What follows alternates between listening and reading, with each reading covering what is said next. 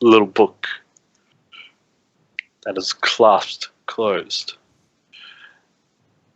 And within it was a loose leaf letter from a Rezimir worm speaker that told him about the fear of the operation being compromised, the escaped elf, and that the second phase was beginning. That the dragon cult was going to convey at Baldur's Gate and move north. After coming into contact with one Aravak's fox traveler. As well as in the ledger, they found quite a list of earnings. Everything that this wagon had on it had been recorded down. It had 2,600 copper pieces, 1,300 silver pieces, 110 gold pieces, a potion of climbing that had been hidden away safely. No, tucked under the seat. Oh, I need that. As well as a spell scroll of color spray. In the back of the wagon, they found a 16-kilo bag of potatoes, 2 shields of average quality, a cask of fine wine, 3 barrels of carrots, and a small chest full of with 4 blood red vials in it, all with crystal stoppers. This wagon had been damaged from the rough terrain of this pass, and the right rear wagon wheel, its axle had split and broken, causing the wagon to come to a halt. And such, the characters now stand there over a dead body next to a broken down wagon. Leozin has come over towards them, looking at the mess that the characters have wrought. Arlilet, the black dragon Wyrmling, comes plodding over. Each one of her footfalls just poof, poof, poof, poof, poof, into the ground. Her relatively soft, scaled feet and claws just digging in as she approaches. Blood smeared all over her maw and her talons. And she just lumps onto the ground and puts her head over to over near the barrels and starts scooping some of the gold and silver coins up into her mouth, and then just looks back at you all.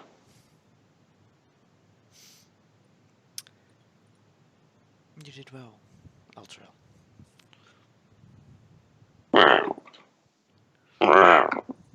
Thank you. See, she's like, her mouth is just, as she tries to speak and growl, her mouth just jingles with coins. What was that, mate? Don't talk with your mouth full. She kind of just looks at you, just a bit of a distasteful face on. I'll just put my hand on the head to say there's no need for that. Give me an animal handling check. This is gonna be bad. Yep. She nips at your hand, but doesn't quite bite onto it. Just nips in the space as if you're going to pat a cat, and the cat just does not like you, and just bites the air between the two. Then, fingers, and a little firebolt appears. I'll say, don't misjudge my tolerance for weakness. give me an intimidation check. 15? Yeah, she kind of recedes away, just backs up and slinks and just begins to retreat, backing off. I'll puff the fire out.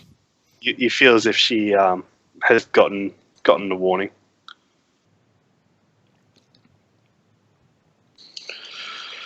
Leozin looks over towards you, Belvin, and says, "Was his death really necessary?" He told us everything that we needed to know. That he It- did. There But was no point trying to drag him along with us. It'd only slow us down more. I see. I Then know- you're all in this to the very end. You'll see this out all the way to the very end, to your death. We need these cultists to pay for what they have brought upon all these innocent people. He looks down at the gory mess on the ground and then just looks back to you. Once we get to Elturel, we will have more words, but we must get to Omphar through him first.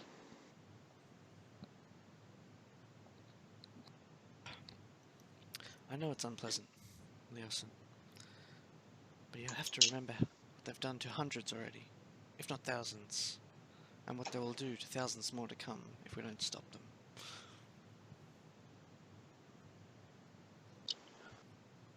He looks at the cart, looks at the horses, then just begins to walk over towards his horse and looks back to you all and says, "Then we should make haste. We have no time to collect valuables." I disagree. We could use these. The note mentioned a contact. We could use the goods as a way to sneak in undetected.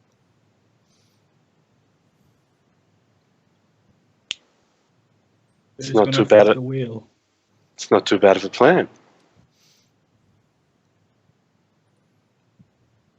Okay.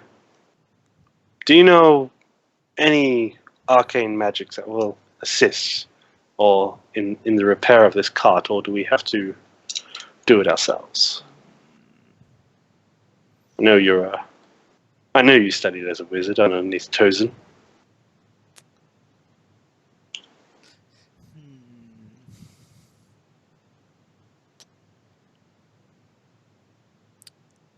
Maybe I could use shape water to freeze the wheel.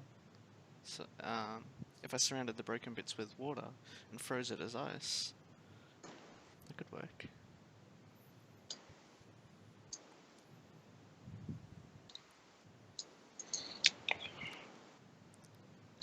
Give me an intelligence check. Just got that.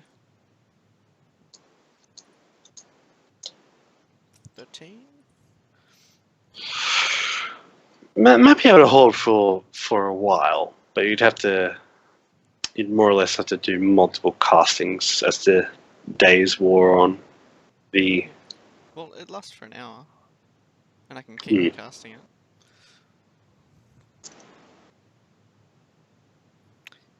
It is only a patch job, but I'm not sure what else we could do. Well, we'll give it the best try we can.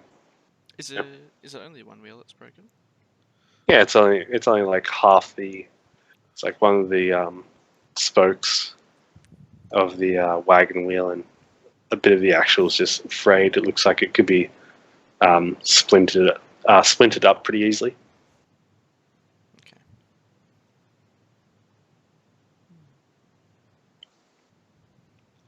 I can actually make an entire wheel out of ice, and it'll last for an hour. I can make a simple shape, Nice. And then But I can- really? I can That's freaking enough? freeze it. True, but would it be durable enough Yeah. to sustain a load? Do you have mend? No, I don't. Do we So- have like? Surely we have a basic ability to build. Can I try that? Yes, you can. Give me a dexterity check. There, Sandstorm. Oh, I thought I just clicked it. It was glitched. I could minor illusion to wheeling. Yeah, I you tried get to an fix it. Because that'd be helpful. Illusion. We have a Okay. wheel. All right, so you go off and find a few bits of vines, a few twigs, and a few of the broken barrels planks. Using a little bit of rope, you do tie it around the axle that is kind of splintered in two. Make me a survival check. Fuck. At advantage. Yes. Oh. Yes. Nice. Nice. Job's done. Yep, job's done. So, with the help of Casimir's icy fixture, Nice. it turns out to be an alright half job. It's like what did? Fairly good standard. It will last the trip, but you are going to have to get it repaired soon. Who needs mending? Either when that you or have sell it up. Creativity. What did you do to it, Luke? So I made that shape, and then you kind of made it glue together, Solidified it with ice and shit. nice and smooth. Just slides. Well- A little bit cold.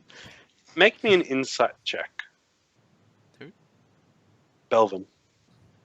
Oh. I'm thinking Alright. as well. So, you know from that Ooh, you have insight. you know from that the just taking the cart through this winding road to get to Scornbull, where you got to pass the river to get to the other side to even get close to Elturel. The wagon's going to slow the journey down quite a bit. That will add at least another 2 days onto your journey, just for speed. The amount Rocket packs. of weight it has. But you guys do have 5 extra horses. Yeah. And we have rope. We do have rope. Let's do it. Can we just do the same thing, but like things attaching to the horses? All right, you guys want to try rig up 5 extra Yeah. horses to the cart? So I I got know a about rope. 5. I know about 5. We could Why probably- not? we could probably rig up like 2 more because we haven't. We'll sell them. What? We'll sell them when we get there. I just don't think we can probably rig up. Or at least 2 more. Yeah. We have like Santa's sleigh though. Come Instead on, of a sleigh, we Dixon. get a Come wagon. on, Prancer. Instead of reindeer, we got horses. Yeah. And then don't you have an ability just like to make us fly? Can I cast Featherfall on the wagon to make it lighter? I do it. Won't last very long, but Last like a yeah. minute. So, Sandstorm. You try to Someone help wrangle. me out. You try to wrangle in a couple of the horses and tie them together, but the close proximity kind of startles them a little bit. Being a creature with natural claws that put them a little on edge. Calm down, mate. Good call. Thank you. You read my mind. With that, you pretty much get your claws into the horse's pelt and just give it a real good scratching. Yeah, it's all right, mate. We're all animals here. And with that, you're Speak for yourself. you're able to tie up pretty well. Tie this one horse up pretty well. Okay, mate. Someone help me out with the other horse, Alright. please. So Surely not. give me a group survival check. Who? If only our animal and nature specialist was. Yeah, and one guy that literally could just go, Play the flute. Yeah. nice. Very nice, very nice. So while Belvin, Ikram, it's going to be one of those nights. while Ikram is tending to Arlilet, the three of you wrangling these horses bring them together to add another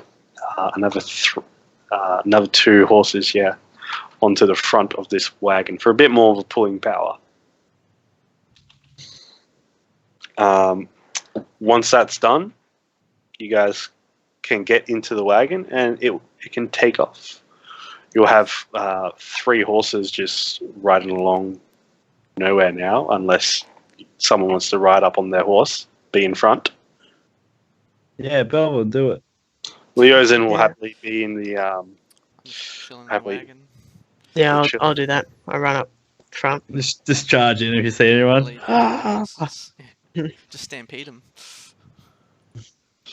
and Ikram will turn into a riding horse, and lead this now 5-horse wagon after gesturing to Belvin to put the harness and reins on him. Alright. And after doing so, you guys take on off into the afternoon sun. It's a bit of a very winding, long trail at first, as you guys come towards. Ooh, no, wrong one. You guys go up and through the hills and through mountains, winding up, down in all directions. You guys come to the wide open river of the River Charlatan. Chalathar. Why do they name shit like this? And you find a very spaced out bridge crossing that, if you look down and along, are multiple switches that look as if these mechanical devices move the bridges up and down. These big 150-foot wooden structures move at the flick of a switch from the river. As you pass over this 50-foot high bridge that passes over the entire river, you get back onto the onto a fairly well-traveled road.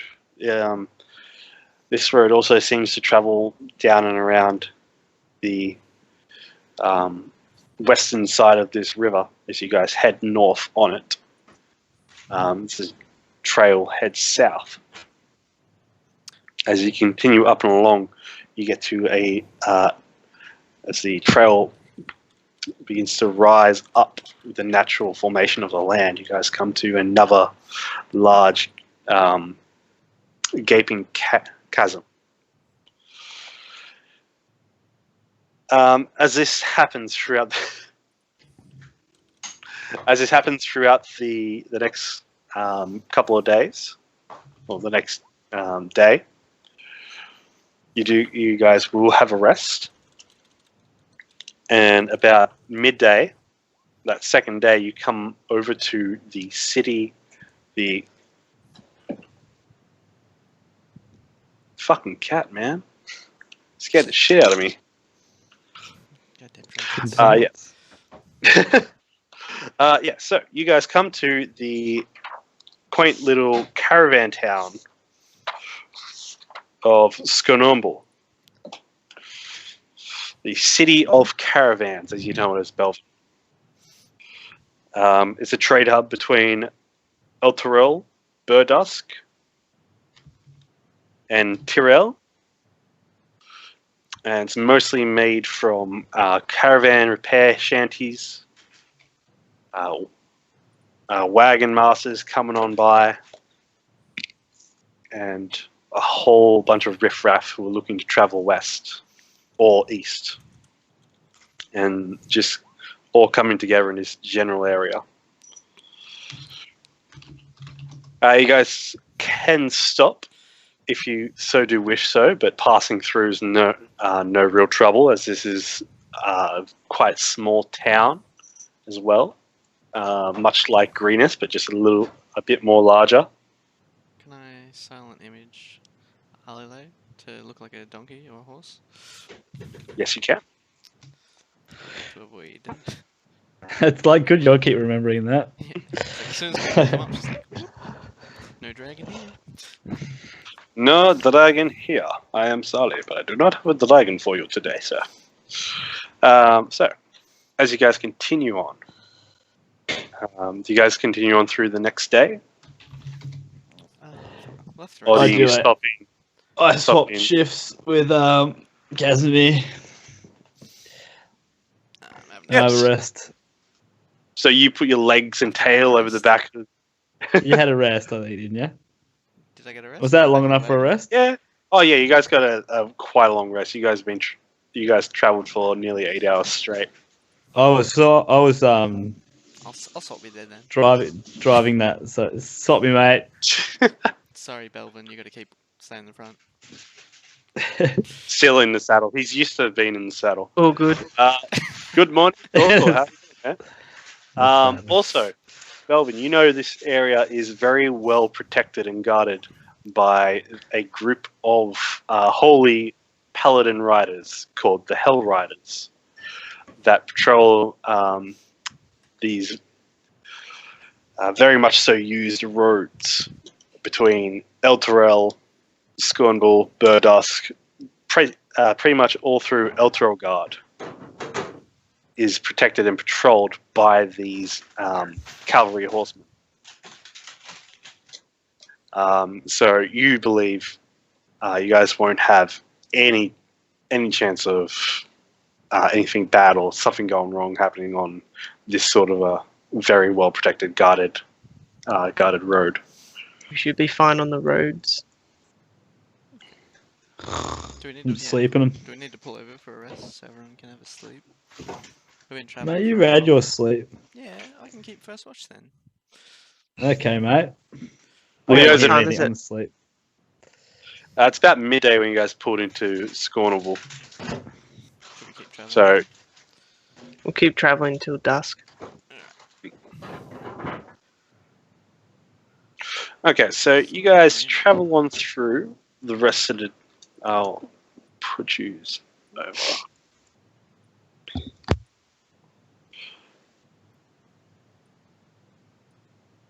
So you guys travel on through the rest of the afternoon.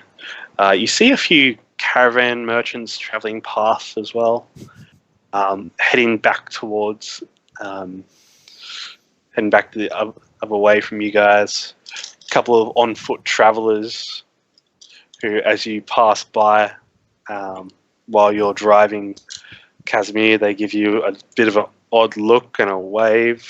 That map Just- is loading. Hey. Oh, okay. That's all right. Don't worry. I'll fix that. I got it. Really, it's not loading for me. Sorry. Whereabouts are we? Oh dear. Bottom right hand corner. Just at below Scornable. Scornable. This is weird. I don't know if I have to refresh my roll 20 or something. That's all right. Well, you guys travel west from Scornbull and continue on that way. Once night hits, you can continue to stop, but you guys do notice as the sun has set, it doesn't look like it's completely set. Off in the distance, over the hills and through the winding trail, as the gorge is to your left, to the south of you. Be right back. There is this ever presence of this shining light, glowing like a dim star in the distance, directly in the way of the trail you're now following. This ever-present light, like a star, just off in the distance.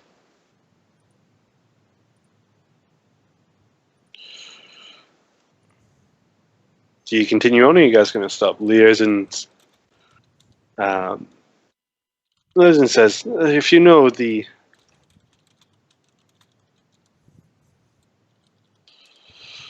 As you guys continue on through the night, he just says, I can take on driving if you guys are so well inclined for me to do it. I'll trust you with it. This great task. Yeah. Okay. Great task. Driving a wagon. For Leo's in a you. Santa. So, as you guys noddle off to sleep, he takes control of the wagon. He suggests Belvin you jump in the back as well and have a sleep. You can tie your horse off to the end of the wagon. You can just ride beside him. Otherwise, you would have been riding full on the last day and a half. Yeah, I'll have a bit of a rest then. Take him up Alright. on that offer. See if So- this one loads. Hey.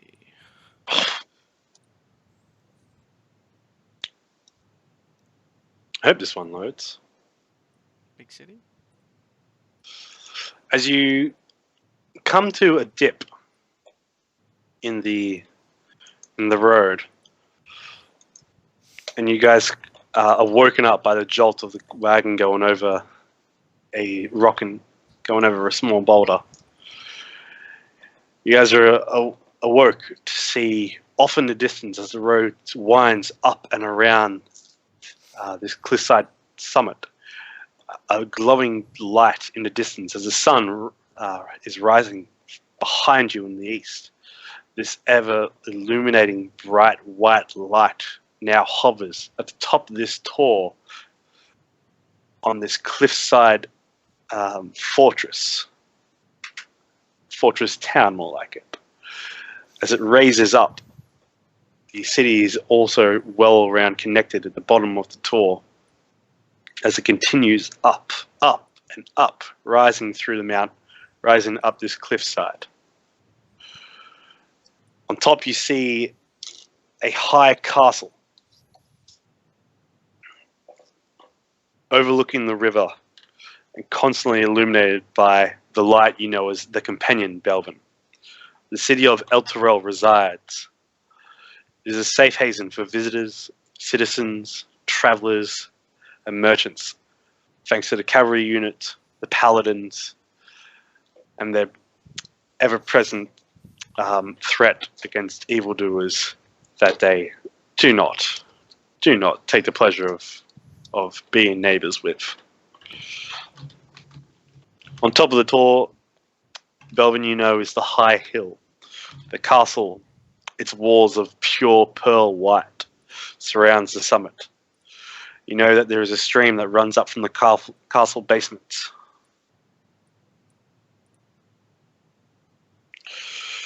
And the waterfall runs into the inner cities and the inner cities river, moots and canals. You know from the direction you are approaching from, you'll hit the dock district.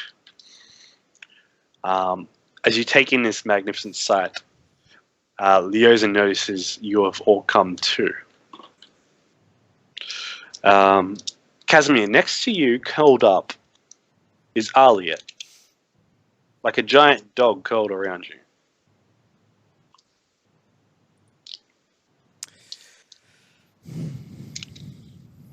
Leosin looks behind to see you all and just greets you. Good morning. Seems we've made our way. This is where it really begins, my friends. I don't know if we're going to be able to smuggle Arlilet in. We can That's do okay. anything. If you believe. It shouldn't be a problem. We are riding with one of the members of the Order, aren't we? And he shoots a glance over at Belvin and gives him a wink. I still feel like smuggling in a dragon. Just say, The nothing to see city's- here. It's Put a still hood on him. pretty big ask. You have magic, don't you? Kazimir. Is it worth the risk? I'm just concerned if we get in and are discovered, we won't be able to get out.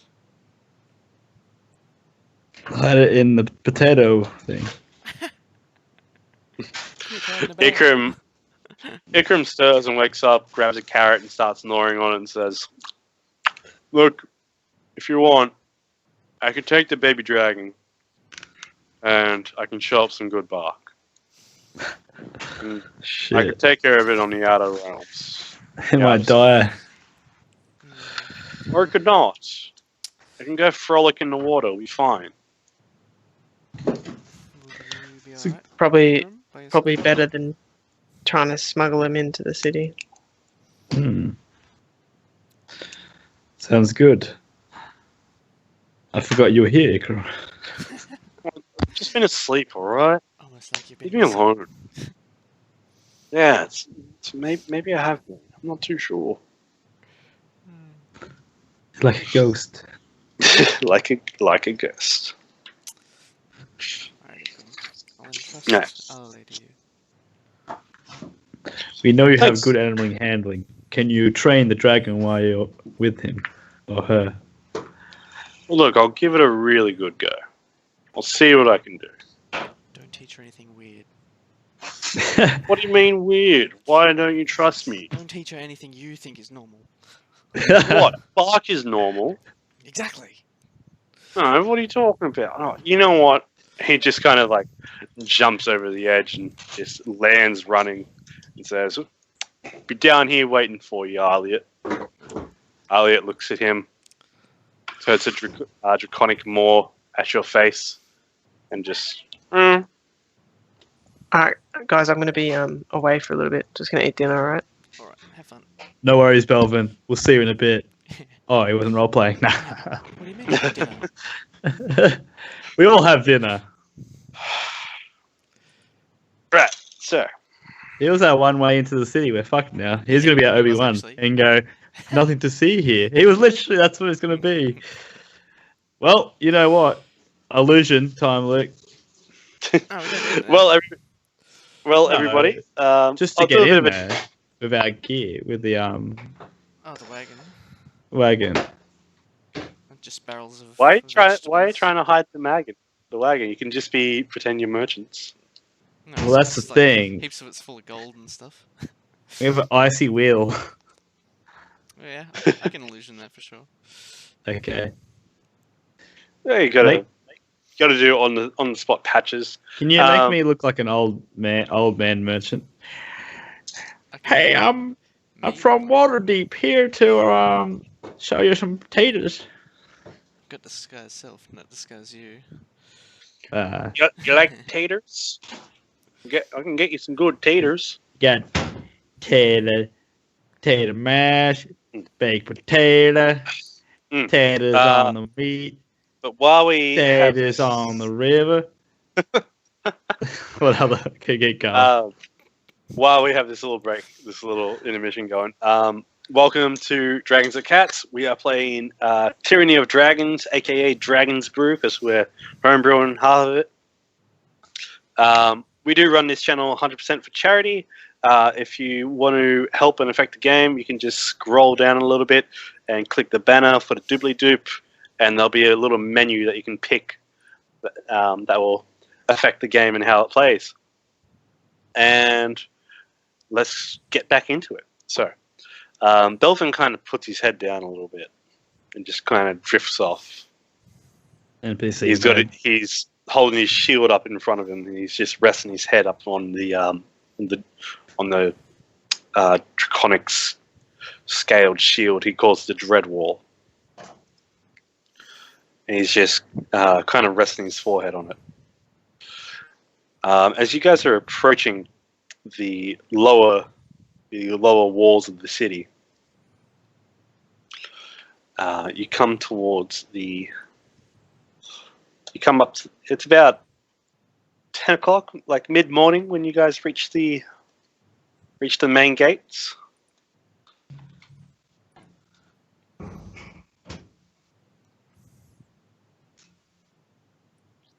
I don't know what's going on with my roll 28. There we go. This one actually loaded properly. That could have been a problem on my end, I reckon. Possibly. Nah, mine was loading correctly. just seems sometimes it just doesn't. So you It gets guys stuck in loading. So we're up here. Nice. Yeah, you guys are coming from over here, Nice. and This is I a will. big place. This is A very large walled city. I expect a little town. Let's go shopping. How about that? Let's get all this stuff we have in the back, sell it all, and then we just go and bloody shopping. Let's go party. You guys could technically go do that. Let's do it. As you guys begin to reach the gates, Leosin will look over at you and just say, "We know. I know what we're here for. I know where we're going. We'll be okay. Don't worry."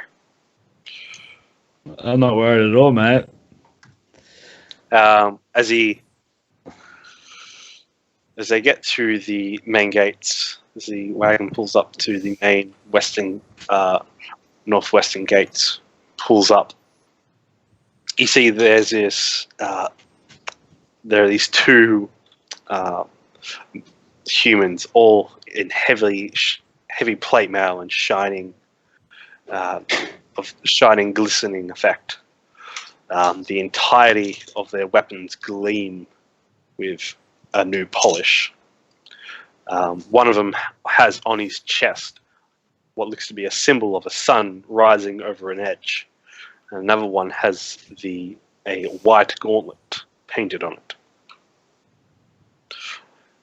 They both carry large spears, and they both have a long sword at their side, and both brandish a shield.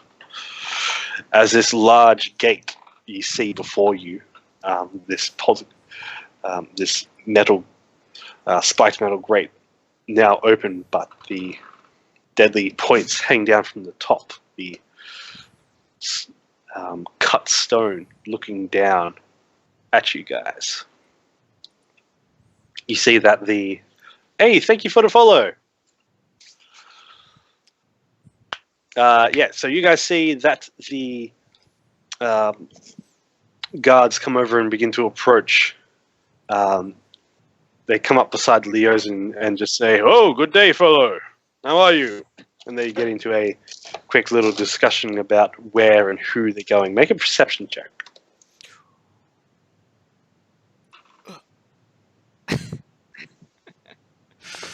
We are quite aware. I'm too like, oh, I want to go shopping. I just want to shopping. What's your obsession today?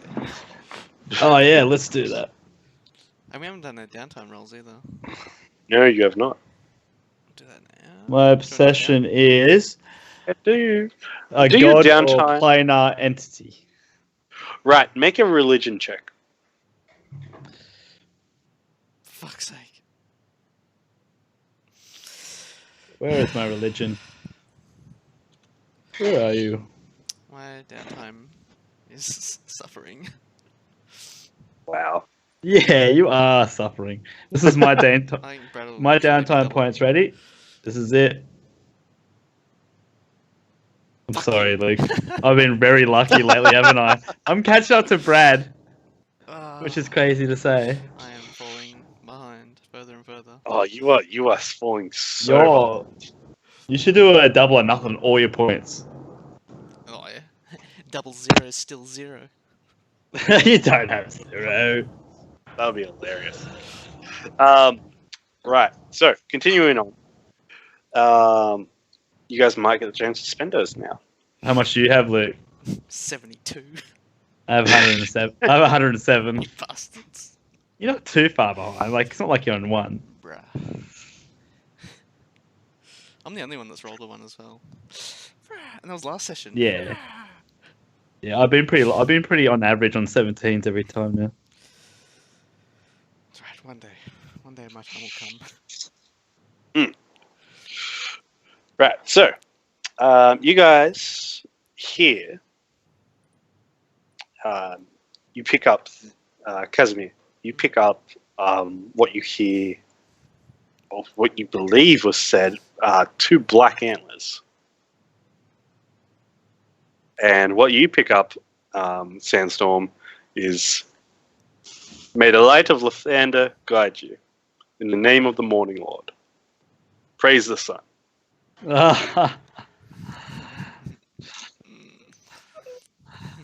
sun out Dwarf today? named Gregor around? Yeah. He's dead. Oh, you don't know that. Yeah. Yeah. He could Is be he in our correct. same Another world, or is he life. just a...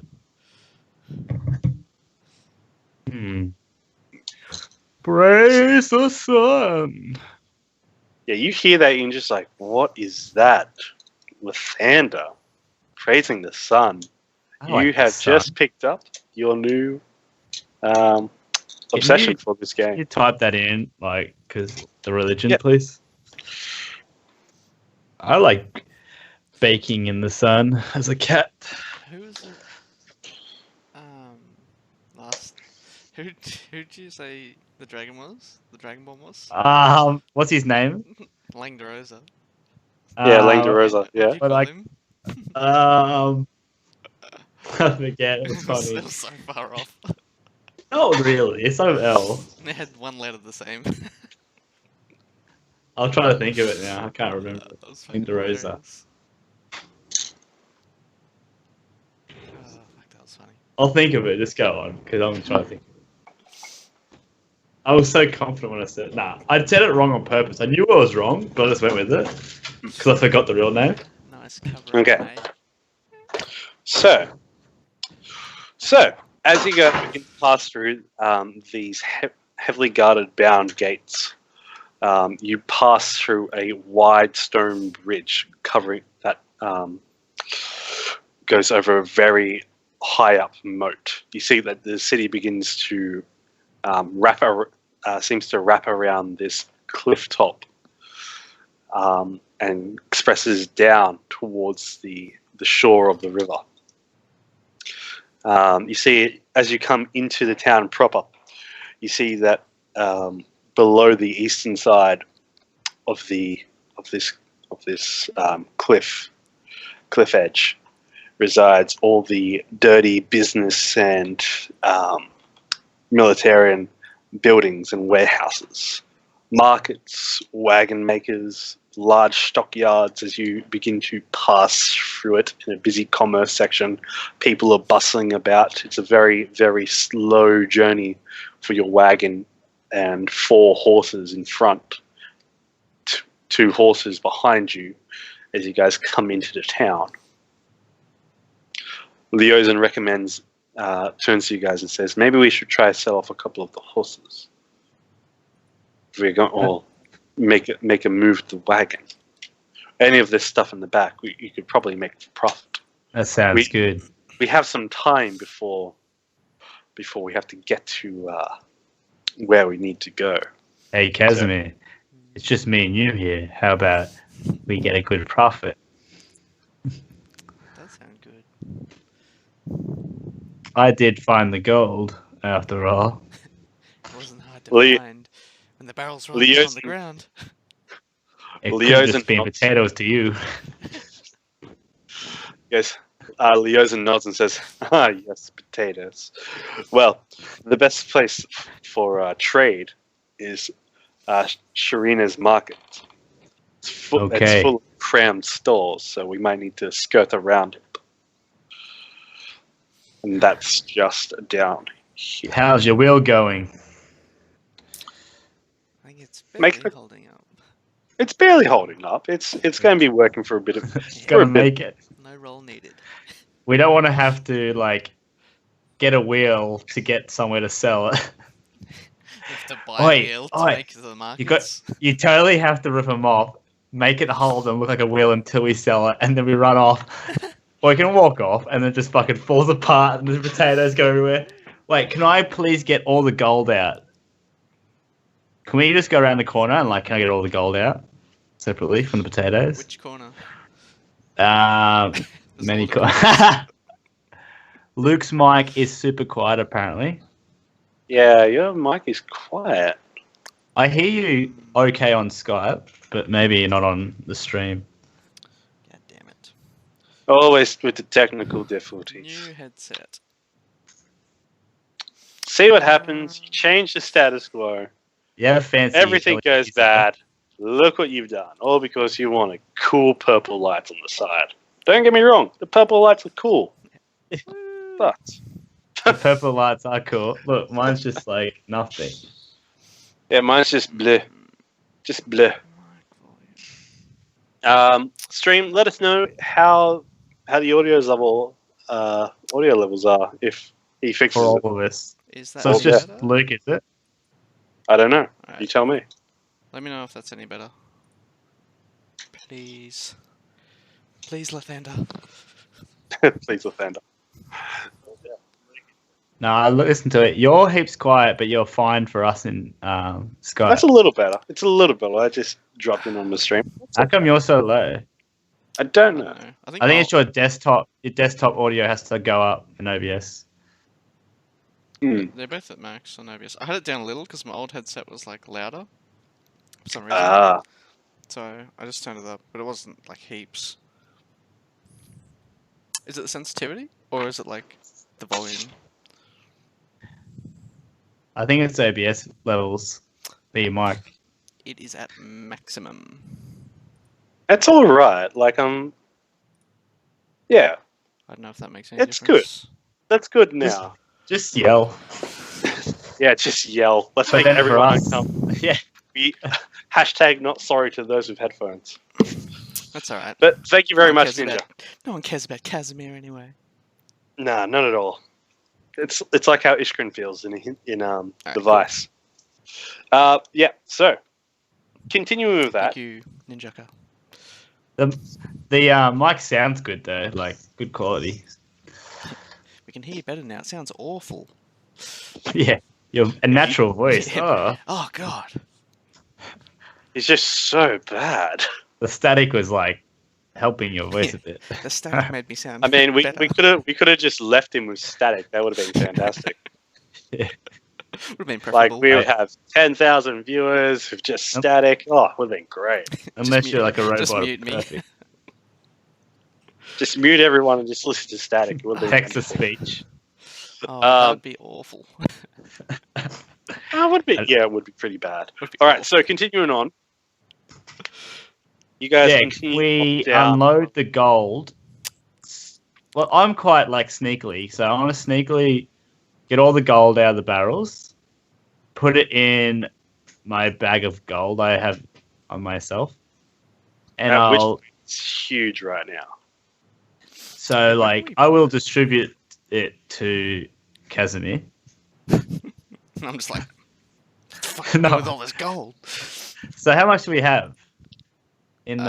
that- So in from the stuff we took off the bad guys, 2,600 copper pieces, 1,300 silver pieces, and 110 gold pieces. Oh, so you have it. Okay, you got the numbers. I just copied it all down. Yeah. Okay, so I get that out. I go, mate, to hell this gold. We're gonna go shopping later. And now we're gonna go to a food merchant, and we're gonna take this to the food merchant. All right, as you get into one of the wholesale farmer markets, you know it's kind of bustling with trade as you bring out your massive sack of heavy clanging coins and push that to the side. Go on there, Your Kazimir. massive cat sack of gold. You then realize, oh, this is pretty ridiculous. I attach it to a horse. You string it out as you get on down through the city. You take like 10 coppers and just put it in a saddlebag real Yeah. quickly. Come back and just continue doing that for a while.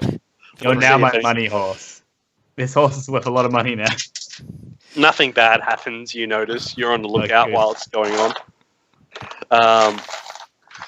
As you've distributed your wealth throughout these 6 horses now, Oh my God. and throughout your own person. Don't spook the horses, please. Too stealthy for that. You grab up. Leozen will stay with the cart as the both of you grab off a couple of the barrels of carrots that you managed to sneak some of the coins out of. There's also a 16-kilo burlap sack of potatoes, and also 2 shields of average quality that could resell for about half price. 2 shields of average quality. Come and get it. Very average. 2 perfectly average shields. You hear it off in the distance. I'll take one of those perfectly average shields. You're an average gentleman. Take this average shield. New deal. As coming 2 average shields coming for the over, price of 2. coming over to you guys. For the is price of 3. It's one heavy Go sack. once, twice. Sold. Coming over to you guys is one heavy set man, kind of waddles over side to side. He's got a very, very large white beard. He looks like he's had way too much sun. He's got a wine skin hanging off his side and a coin pouch hanging over under one of his folds on the side. And he looks at you and just goes, "Look, man, they look all right. I'll buy for 12, no more, no less. Actually, 12 gold." I looking Like closer. they seem to- They're above average. Oh, it's 15. ridiculous. They're not. 15 each. Give me a persuasion check. At disadvantage because you're going for each. Oh shit. Don't go for each. No, did you originally say for both? Did you? Yeah. Oh yeah, 15 for both. So 2 for the price of 2. The one-time Right. deal. So give me that persuasion. Persuade me. Oh, 15. Oh, he looks at you up and down and goes, "You're no man. You're one of those desert dwellers. yes, I'm a Cat. cat. Well, the jungle folk. Well, don't see much of your kind within the walls." He kind of like just pushes his small little spectacles up and just looks you up and down and goes, "I heard your kind sells good wares. You know what? Fine, you have yourself a deal, good sir." 15 GP. GP. I'll add that to Gold my. pieces out of his- I'm just going to write it all Pound. down to keep track of it. You write that down. Yeah, you keep the track of all like the stuff we're selling. Yeah. And now, And he calls over off into the distance. "You young boy, get over here!" And you see this young porter of a man, as he's got this heavy-set backpack on, and he's dragging a mule behind him. And he looks at the youth, and looks at you and nods towards you. And he scampishly comes over and just grabs your shields and just takes them over to the mule and just attaches them.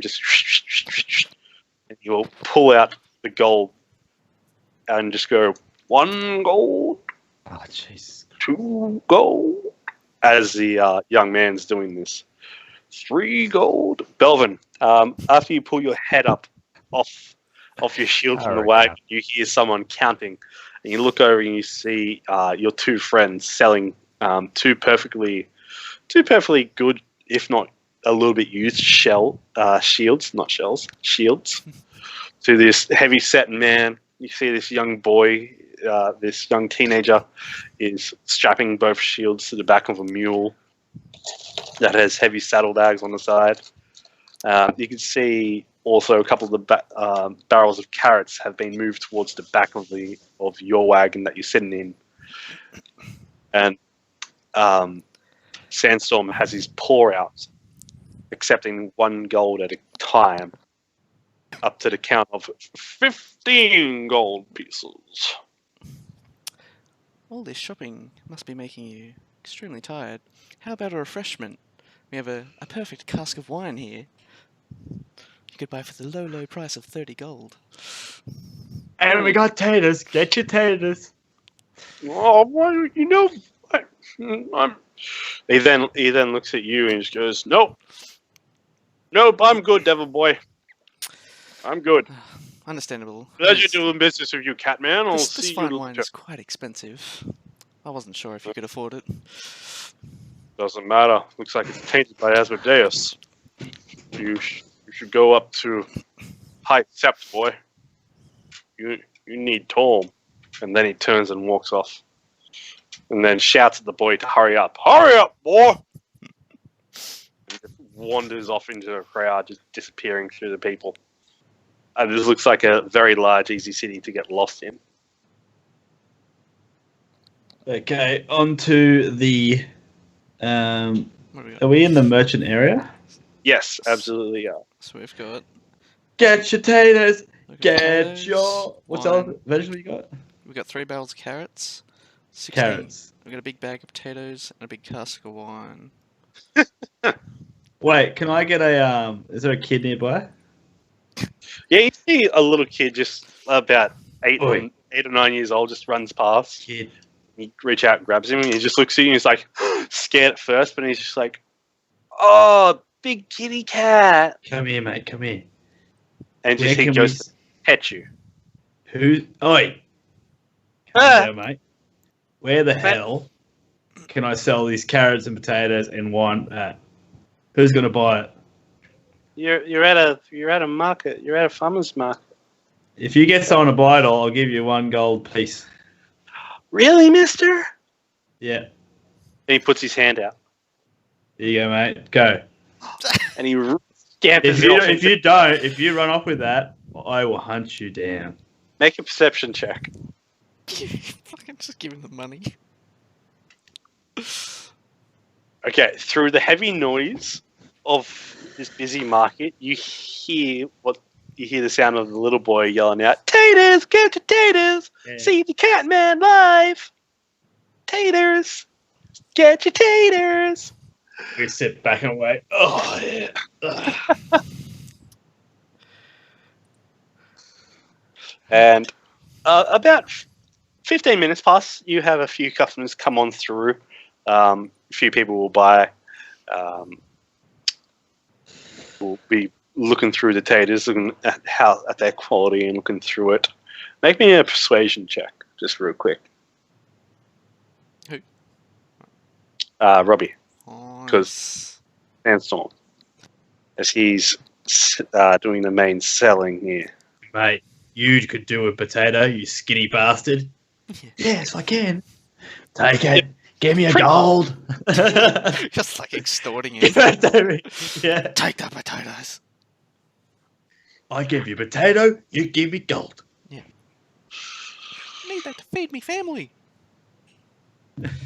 Okay, so you get a large portion of the potatoes sold. It's not sold all at once, but while you guys are here in the Merchant Square, you sell about 10 kilos of the potatoes, making a profit of, let's see. Yep, cool. Making the full profit of 10 gold pieces, it's worth it. kilo per gold. The carrots, however, are a completely different story. They more or less sell to the sound of a full barrel, if not bundles. To the highest bidder. No, not to the highest bidder, unfortunately. That'd be pretty weird. But that would be completely normal in a market. Oh, if you want to try a haggle. I do. Okay, so make me a persuasion check there, Kazimir, Me. as you're going through. It's gonna be bad. Oh, not too bad. 20. 20. I don't know. Okay. You push away some of the people who are offering copper coins and silvers, and just focus more on the golds, and you point them out and just use your magic, your mage hand, to distribute out some of these bundles of carrots and just show them off, and just like, look, you can have these lovely wares last you for the coming winter. The finest As you- carrots in all the land. But yeah, you make the full profit of the of a barrel of the first barrel of carrots you guys sell. There's a fucking selling carrots. This is pretty profitable. We should just like stop being adventurers and be merchants. Yeah, for sure. Go kill bandits, take their carrots, and then come back and sell. As from this, you guys make 70 gold pieces. Oh, yeah. The highest bidder. Okay, so now we have to sell some horses, and remember to get the gold out of the horses. Don't sell them with the gold. Don't sell with the gold. And wait. Now, kid, come here. You stop another kid in the streets. A little girl about the age of 6 who was just walking with her mum, and the mum's like Shit. horrified at the sight of the cat person. But the little girl is so intrigued, she gives you a big cuddle. Oh, that's nice. And Oh, looks up and pulls your whiskers. Hey, now I'll show you some cat tricks if you can get someone to buy this wagon off us. It's in really good nick, brand new wheels, everything. It's good to go. Okay, is that a good deal? The mother looks down at you and just says, "Well, why do you not just sell it to one of the local merchants? Or even better yet, sell the horses to the Hell Riders. They look in fine shape." Oh yeah, well, That's a great they idea. get us a bundle. We'll go to the Hell Riders area. Marked on my map. Can you mark it on the map, please, woman? Get a quest update. She says, "All right, you would pretty much have to go up the steep slopes of up into the high district. You're currently in the dock district right now. Or you could probably sell it to some upper class merchant over in the westerly. The westerly is not the upper side anymore.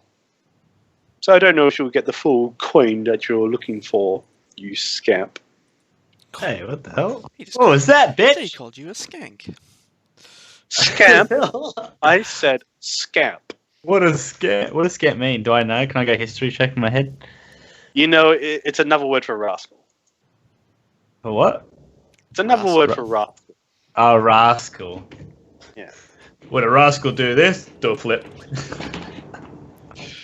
Give me an athletics check. No, acrobatics. Give me acrobatics. Okay. I did promise the girl a flip. It's quite very awkward when you kind of land face down in the half cobblestone, half mud ground beneath your feet, face first. That's not a fail. That's a fail. What do you mean it's a fail? It's past the average. Bruh, Sorry, but the DC was 14. you got failed. No You way. failed, I haven't embarrassed, ever and failed. the mother tugs away before you even look up, and the mother and daughter are walking away. Well, fucking bitch. Get an arrow out. Nah. You walk away Let's from turn this into a bloodbath, guys. I'm pretty sure we'll get fucked up. Yeah, and that's when we die. The Yeah. end. Belvin Leozen looks over to you and says, "After we're done here, if you'd like to have yourself a little shop around, you do know where we're going to next. We're going to see your quartermaster on Farthroom. He was your regiment commander during your time in the Order." Yes, it would be nice to see him again.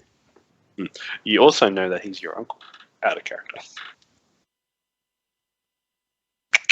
Good. Just wanted to make sure you remembered that. He says, yes, preferably before night comes on, we can get this cart and wagon up the top there, put it in its stables, or unless they sell it. I have no idea how they're going to carry such a vast amount of wealth. He just tells you about what they've done, distributing the coins that they picked out from all the produce, and distribute it among all the horse saddle bags and every little bit of pocket they could find. Speaking of storage, would I know enough to be able to start making modifying the cube to make a extra dimensional space? At this point, you would need a workshop of the sort. You would need to find a place to really sit down, knuckle down into somewhere safe, somewhere where you can experiment and get going. But give me an Arcana check. Other than knowing about what you're going to need, or what you're going to have to commission someone to need to 24. your own. 24, was it? Why can't I see it? Oh well. There it is. Alright, with 24, you know that you definitely could.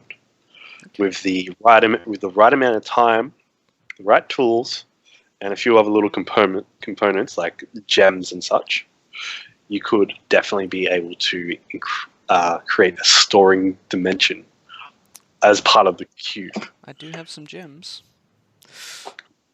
You do have some gems. You picked up 7 Jaspers Yep. from the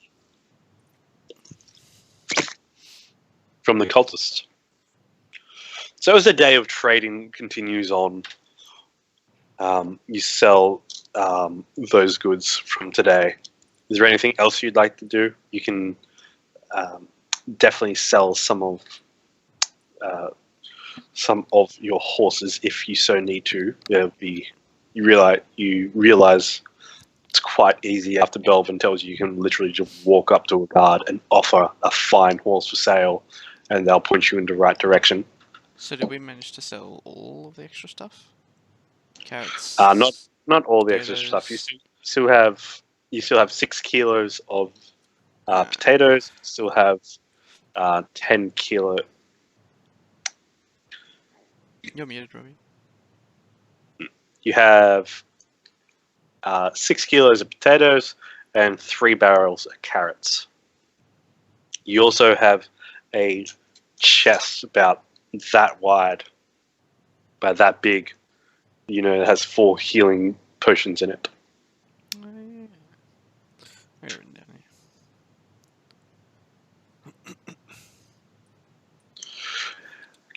here. And so, what do you do with the rest of the afternoon?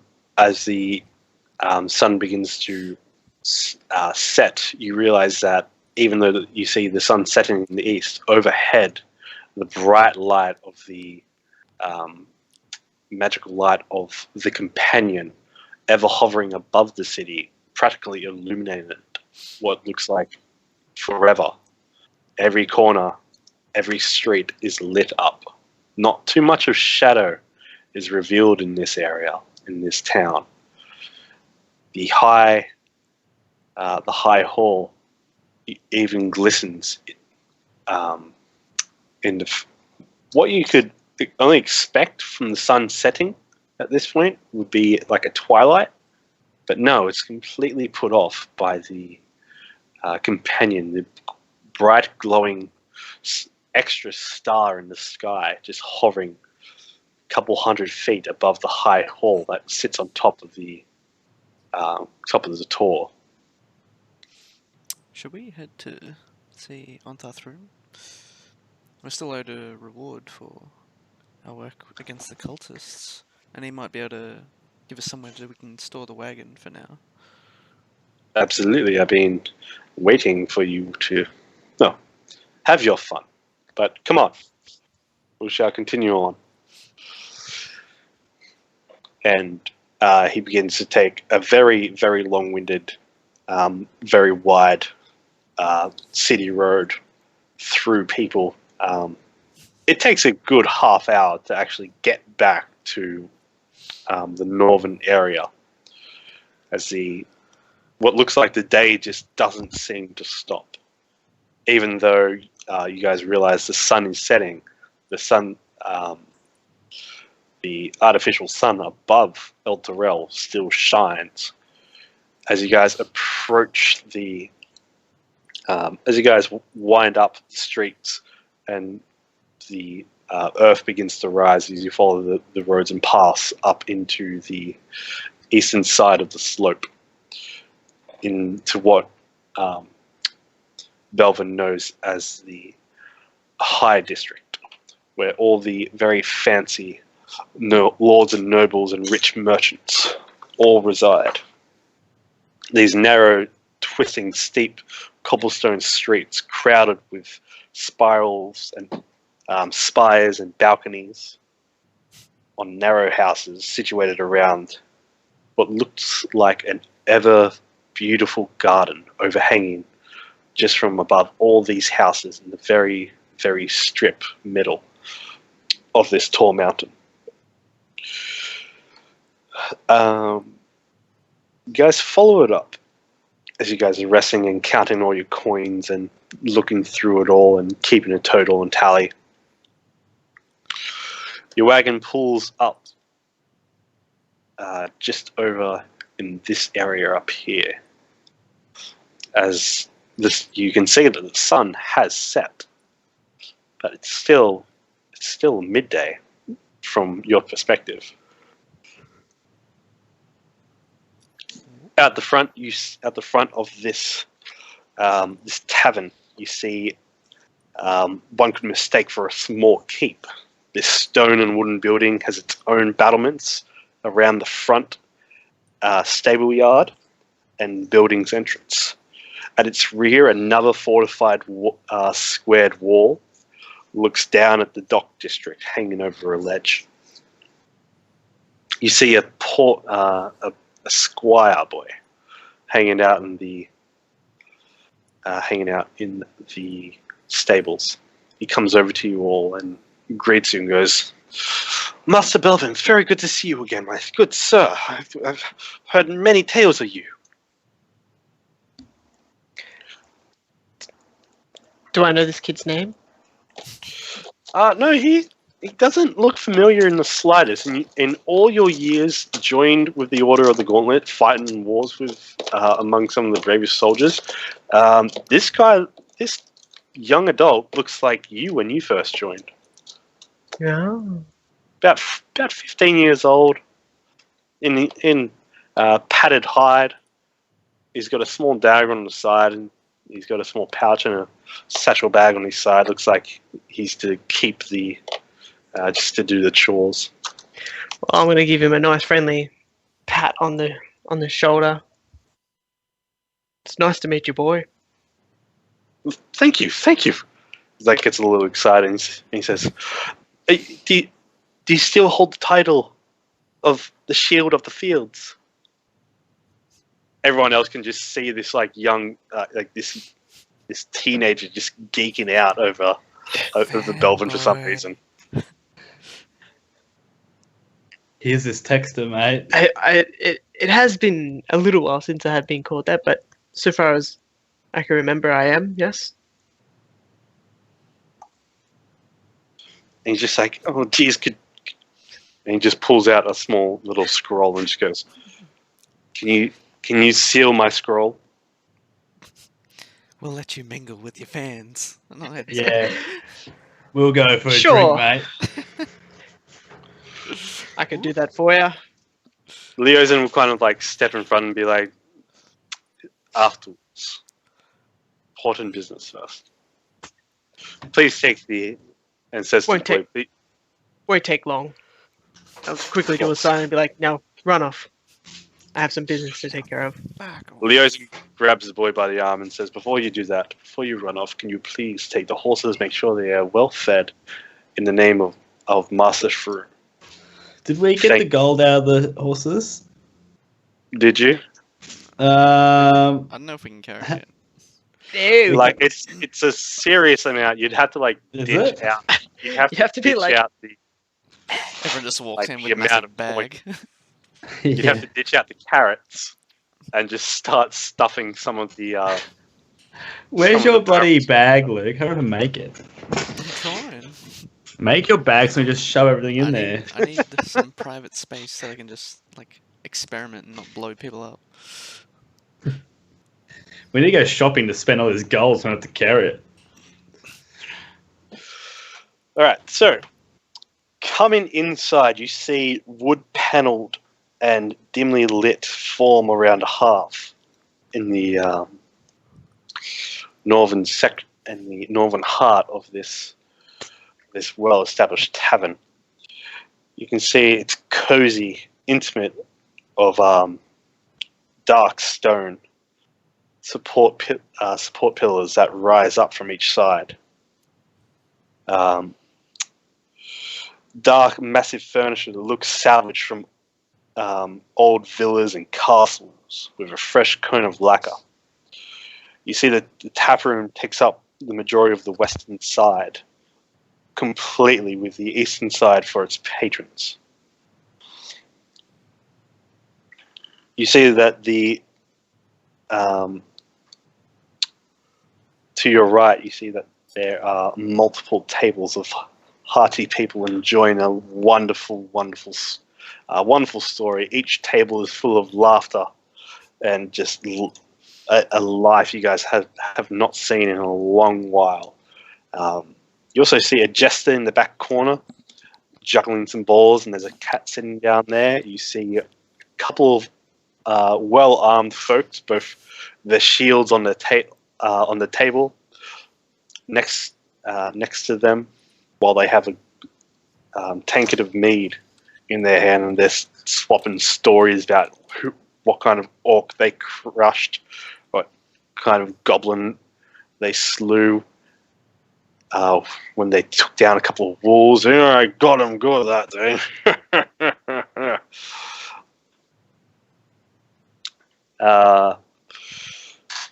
Continuing on, there seems to be a constant noise with the patron's voice echoing off the walls in what seems like a friendly fight every hour or so. As in one of the back tables towards the rear, a bit of a scuffle breaks out. Punches go flying. Everyone stops and turns and begins to cheer. Mugs are raised up in the sky. Hey, get him! Woo! After a couple of minutes, it stops. The fight just ceases with not really a clear winner, but just both of them just have a bit of a nod, pat each other on the back, and have a good chuckle, and then just go back to drinking. It's a very, very friendly kind of atmosphere as you guys come into this place.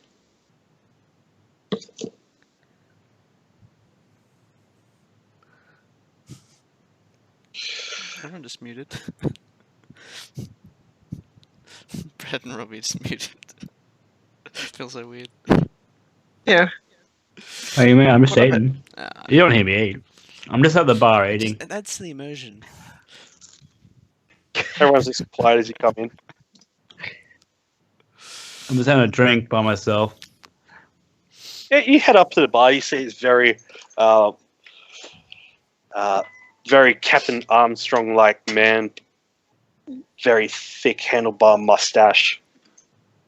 He's kind of balding at the top, hair at the sides, dirty apron, pulls up a big wooden stein, clangs it on the table, reaches down, grabs a wooden tankard, begins to polish it, and looks at you and just goes, I ain't seen much of your kind here in a few years. What can I get for you, my friend? Give me your best ale, mate. Give me some milk. Don't listen to that fool over there. He knows nothing. Mother's milk it is.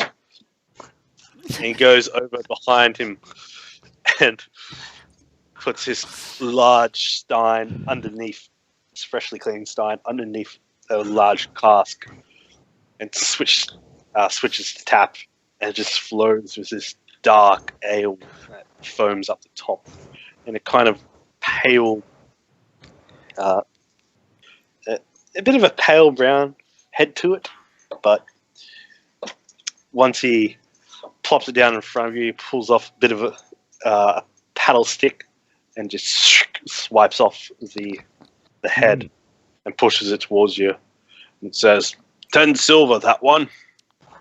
Got it right here, mate. Keep him coming. Good boy. He'll take your silver and just look at you and goes, you want a room too and a feed? Mate, I got plenty of potatoes and carrots. Yeah, right. I like you. And he kind of like nudges, like friendly punches you in the shoulder, and he's like, "You got a good sense of humor. You'll fit in well around here, boy." He's trading him. I'll give you 2.5 potatoes for that beer. Yeah. He just looks over to you, Kazimir, and just kind of does like a little bit of a holy gesture, and then breathes out with a heavy sigh and goes, For that, 2 potatoes. "Sorry, but potatoes aren't the currency in here. 3. Look, you're gonna actually pay, or you can get out." Fine. At this point, a serving lady has just come out of the swinging doors out here from what looks to be a busy kitchen. Puts a plate down here, puts a few condiments, what looks to be little ramekins of sauce, and begins to take it out over to a table. So can we see... Like, do any of us know Onthar's rune? Like, One of you do. Like, Belvin does, but the others don't, right? Exactly. So, Belvin, do you see Onthar? Belvin, as you come into this place, you see the hilarity that is your friends trying to order drinks. You do know this tavern very well.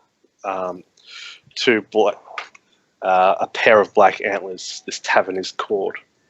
It also serves as the unofficial head of the Order of the Gauntlet. Strangely so that they have such a high influence. They have such a high influence in the Elturel Guard society. But one of its main leaders decides to do business out of a pub, and so The Order of Alcoholics.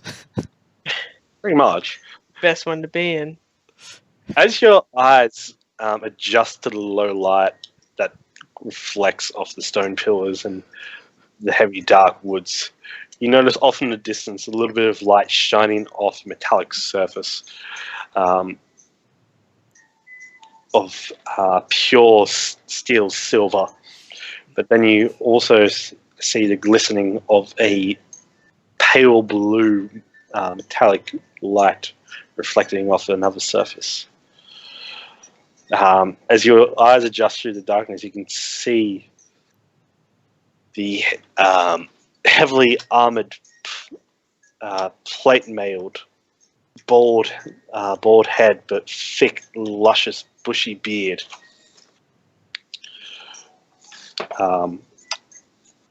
Wearing a steel plate gauntlet that resembles the hand of Torm. Off in the distance, you see Onfar Throne, your uncle. Hey. This fat guy. At a table of heavily inebriated guards, a noble, another elven fellow just having a good old drink and laugh, and they're swapping stories about the largest game animal they last took down, and then one of them breaks off and goes, "I saw this large snake once. This was a beast of a serpent, I tell ya. It came at me with all its might, but with my axe in hand, I took it down." And then he turns to Onfire as he's just quaffing down this massive stein of mead, and he looks over and goes, "You think a serpent's bad? You ever seen a warlord hobgoblin on the back of a wyvern? Phew! Ever tried to go up against one of them boys on yourself? Oh, I'm glad only one of those bastards got away during the war. I'll tell you what, if my nephew ever comes back, I'll tell you what, boy, me and him, we're gonna get that last bastard.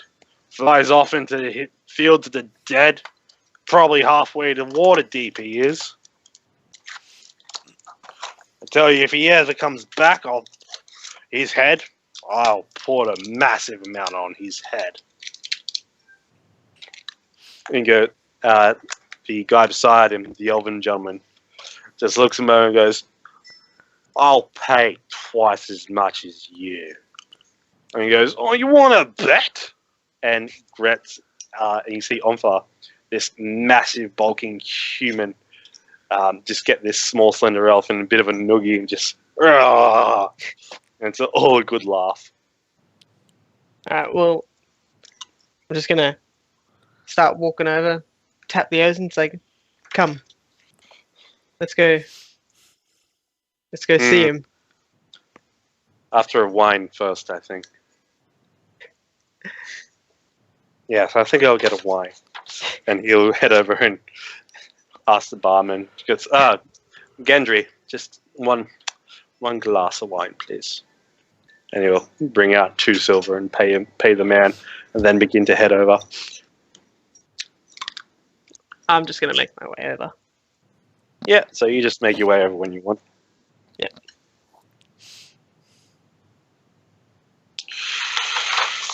Okay, as you do approach, do you make his presence known, or you just stand there in the side, just mysteriously? No. Just gonna be like, Uncle! Just arms wide. He looks over and just goes, F you! Releases the, now choking up on his drink. Elven man just goes, That's you know that boy, do you? And he just looks at you and goes, yes, the shield of the fields.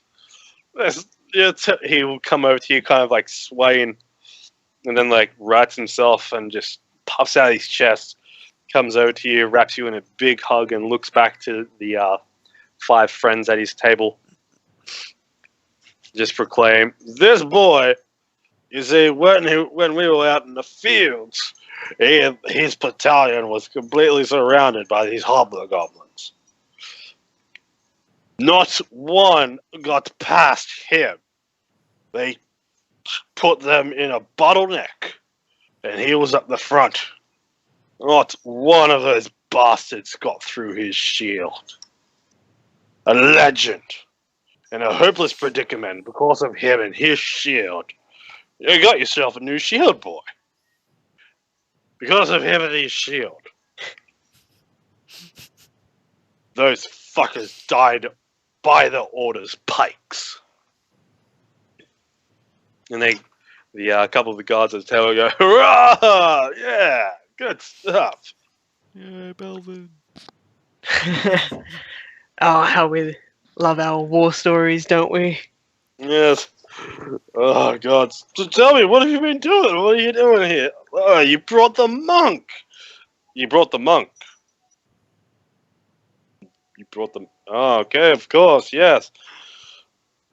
Technically, he brought us. Liaison will go up to Onfar, shake his hand, and then whisper into his ear. And they'll just look at each other, and Onfar will give him a nod. And Liaison will say, I'm going to retire upstairs for a bit. Excuse me. And the half-elf will begin to make his way around the table.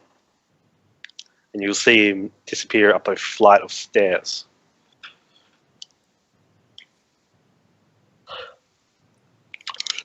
Omphar just looks back and goes, no, enough of that business. Don't want to ruin the mood with this dowry, sad business of bad things. Tell me, what have you been up to? Who are your friends? And he notices over in the corner, standing at the bar, now actually beginning to approach, or not beginning to approach, as he's just looks over and said, you come in with those 2 shady fellows? Yes, they are my companions. Oh, One of them is one of them's Sandstorm, the tabaxi that Oh, father you're half, yes, you adopted one. Oh, wow. Slender. Very well. Tell me, you hold yourself well in the fight? Hey, mate. You got no idea. Alright, well, we'll tell you. Get on.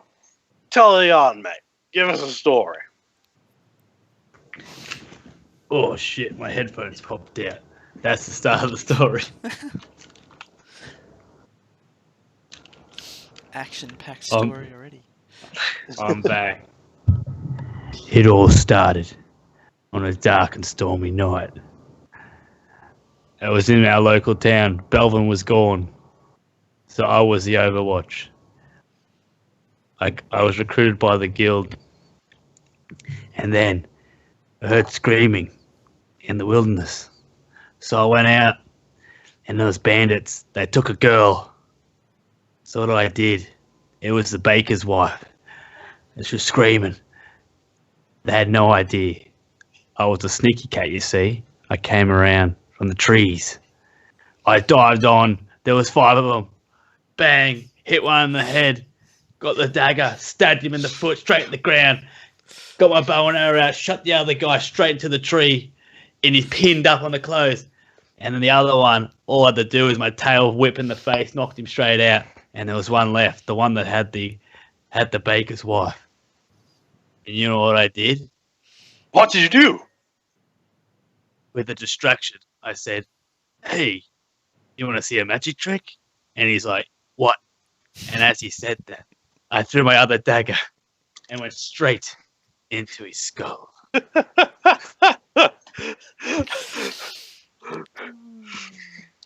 Shit. He gets his mighty big hand and just pats you on the shoulder and goes, "Boy, I never knew your brother would turn out to be such a compelling fighter and storyteller." You gain inspiration for that. That was wonderful. I already have inspiration, but I'll double it. Yeah, you could double it up. Oh, nice. I had made up on the spot as I was 10 going out of along. 10 story would bullshit again. Yeah, no, that was cool. I'm going to note that down. That might be something I come back up later. That's only one of the stories, mate. There's plenty more Oh. that came from. I'm glad Castellan raised such a fine boy. Castellan and Kayla raised such fine children. How are they? We don't like to talk about that. Why? What's happened? No, don't. No. There's been already a few things know. that have happened around Greenus in the last while. Damn it! And You see, he Okay. begins to like tear up, and you just we'll proceed to tell him Yeah. what exactly, like everything that pretty much happened. he Agreed. puts up a hand and just says, "No, stop. Tell me when I'm more sober mind. No. How about an arm wrestle? I'll take you up on that. All Like right, the- roll athletics." I like the change of topic. He's just like, no. Too much emotion. Let's arm wrestle. Nah, fuck. Have to do something manly. Yeah. You both Too sit much down, emotion. you two both sit down at the table, and it's a very, very locked, heated, Oh. long-winded battle. That Delvin ends up winning after 15 minutes. Must have got an 8. You're like, you barely beat a drunk guy. Hey, this dude's huge, dude. Yeah, right? he looks a lot bigger than He's he does. fat. Like his plate armor is size comparison is much bigger than Belvin's, even though it does seem to come out a bit at the belly. Yeah. But He's got a really big core. he's got that strong, power, like that powerlifter core, Yeah. strongman core. It's just big bushy beard. Still beat him, so I'm just like, What? boom. He's like, well, that just shows that Youth will always triumph of age, am I right? You boys in endurance. So he invites you to the table. He goes, please take a seat. The drinks will be flowing. I'm just going to stop off and just go outside for a quick piss. And he will literally exit through this door here and go for a piss. You see, he leaves the door open and everything. Just in the And bush just there. pisses off. Do we hear the flow? Make a perception check. I'd prefer not to. You hear the tinkle on his like steel boot. You don't really have to. You just see it happening because he's just left the door open. Just flops it out. Oh, he's facing away from you guys. That's all good. Alright. Unless you want to see it. Right, I'm just gonna introduce myself to everyone at the table. The two guys have heard much stories about you. You're like, and I just they Hold quite out a strong for a handshake. they return in kind. A noble lady sits on the table sits next to you. This a burned haired mid-20s lady in very fine frock. Just looks at you and goes, my, the infamous Shield of the Fields. Let me introduce you, Belvin. This is Belvin, father of one dragon. Father of a dragon? What do you say? Don't mind him. He's a bit of a lightweight. The cat's already staggering on his feet, you see. Hey, But mate, I'm just gonna do it. Mate. Come out here. How's your piss going, mate? I'll join you. And he just, as he's like doing up, as he's doing up his crotch flap on his armor, he just like stumbles aside and goes, right, and goes back inside. Just completely. Okay then. Just like, okay. Just sits up at the table. Couple of hours pass. Make a perception check, everyone. Yeah. Kazimir, make a Constitution save. Actually, wait a second. Is this for being drunk? Yes. I get advantage on saves against poison? Feral Tiefling. Yeah. That, wow. Yeah, no, It's like, oh. you're in between sloshed and tipsy. You're at that good mellow point. Like, you've been mixing drinks, you've had an ale, had mead, you've shared in a couple of tankards and a couple of glasses of wine with a few other ladies as she discussed with you the fine feathered cloak that's around your shoulders, that you're hiding the fact that it's actually your wings tucked up in a very elegant style. Mm-hmm. Been having a good mingle. Yeah, you have a good mingle. Like, they get over the fact that you're a tiefling, but they like don't really notice the wings because the way you got them presented at most times.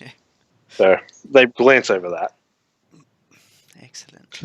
But yeah, you are pretty well drunk.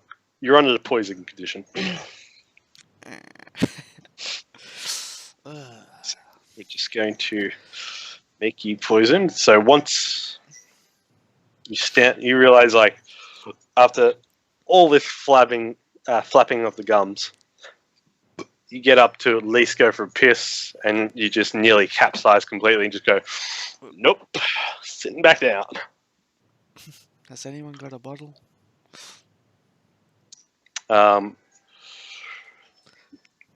So after this couple of hours pass, you see the conversation is still going strong. They barred the curtains. The caretakers have barred the curtains and pulled them across on each of the windows to signify that it's nighttime in here.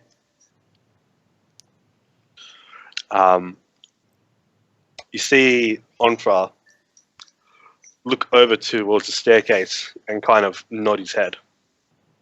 Then look back at you guys. And quite and quite solemnly says, "Well, this has been very much fun, but I think my nephew and his friends will need to retire for a while. We have much to discuss. Come on, friends." And he shakes this guard's hand and begins to walk on past.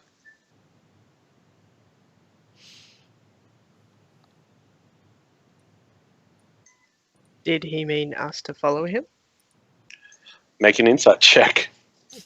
'Cause I wasn't sure if he meant that we should be retiring or follow. Yes. So he said, I'm too young to retire, mate. I'm not retiring. This is too fun. not quitting, but returning to your rooms. Retiring. Yeah. Even though you guys haven't organized any. But yes, you do realize he is very much so talking about you, as that is a massive hint to say, hey, look, nephew, you and your friends, follow me upstairs. And he quite, in a pretty sober voice, you get the sense he, over these last couple of hours, he stopped drinking. Will the horses be safe? They're probably asleep by now, you're not too sure. I was going to say, Yeah. I feel like we haven't had a care in the world for the last few hours, though. Yeah. Yeah. Can't have That's to Our golden horses. Just going to say good night to all the people. They say, good night, Bowen! All in unity. Good night, everyone. Do a nice bow to the young lady. Oh. She puts her hand out towards you. I will accept it. I'll give her a high five. Have a good night. She I don't then really takes it stop. really confused and says, "Oh, you're a master on the field, but not with the ladies, I see. You do realize you're supposed to kiss a lady's hand when presented?" That's what I did. So he did. He said he accepted. Oh, I thought you were just like accepted as a handshake. I'm sorry, that's No. my I accepted. I was just like, I Oh, assumed, okay. yeah. I missed that Yeah. part. She does not turn to you rudely. She just looks at you and says, "Charmed." But does she accept my high five? and then you're just like, It was like, She reluctantly holds it up and then just flows in with it. You've been drinking wine with her, and like you guys have had very good conversations. you guys have bonded. Very much so, now we're just on the bros. text of wine. Guys got like a full on handshake. yeah. Okay, so you see standing at the top of the stairs, Leo's. Being a creeper. Yeah. Just stand I on go- the stairs. Been for a few listening hours. in the whole time. I go to his uncle and go, good night, big dog, and I wink to him. Saw a bit Like- more than I thought. You're like What to hitting on say? his uncle. I was just like, are we following him? See you later, big bear. No, I'm not. He The way I he said it just was looks at you. like that. He just looks at you and says, "No, I'm not going to bed just quite yet. Few things to discuss first." I whisper to Sandstorm, I don't think he's in a bestiality. Right. Yeah, we'll see. Can't knock it till you try it. Oh, All right. I don't even know what's going on. I had a Okay, bit too so- much- So just go down to the bottom of the map. You guys get up to the top flight of the stairs. You see this hallway that leads into doorways that continue on. You see that there's a window down at the end of this fantastic, same kind of aesthetic as downstairs, but it's more. It blocks out most of the sound from the Hazar and Haraf from downstairs. As Leozen begins to walk down the entire channel of this long hallway, Leozen, on fire, follows and keeps going. And he looks back and says, "First two doors on the right are the chamber pots if you need to use them." And we'll continue on. Mate, already used it. And Leozen will pull out a large key and put it into this room, put it into this large door. which You're opens not looking into. too well, Kazimir. Yeah, you see he's staggering, and he's just like, huh? I feel great. As Leozen opens up the door into this well-furnished, comfortable, very comfortable room, as Onfra sits himself down on a wooden, padded, high-backed chair. Leozen gestures in and says, "Come, much to talk about." He A bed. takes a lean on the desk.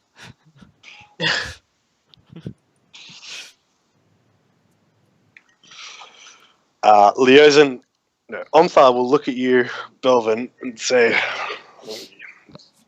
"Your infernal friend can't handle much of his drink." And he'll get up out of the high-back chair, go to Kazimir, and with a touch of his hand glows in a pale blue radiant light as he casts Lesser Restoration on you. You instantly feel the poisoning effects of alcohol disperse from you immediately, with sense being driven back into you. Sense and logic just come back to you in a flash. The hangover, there's no hangover, no trace of alcohol within that system of yours. Just like, No wonder you hang out in the pub so much. That's a great trick. well, the glory of Torm allows it. All praise. But he then continues on back over to his high back padded chair.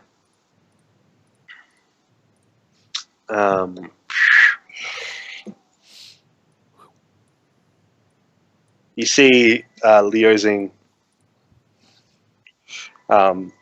begins to pull out a bit of a ledger and flicks through it as Leozing comes and sits down.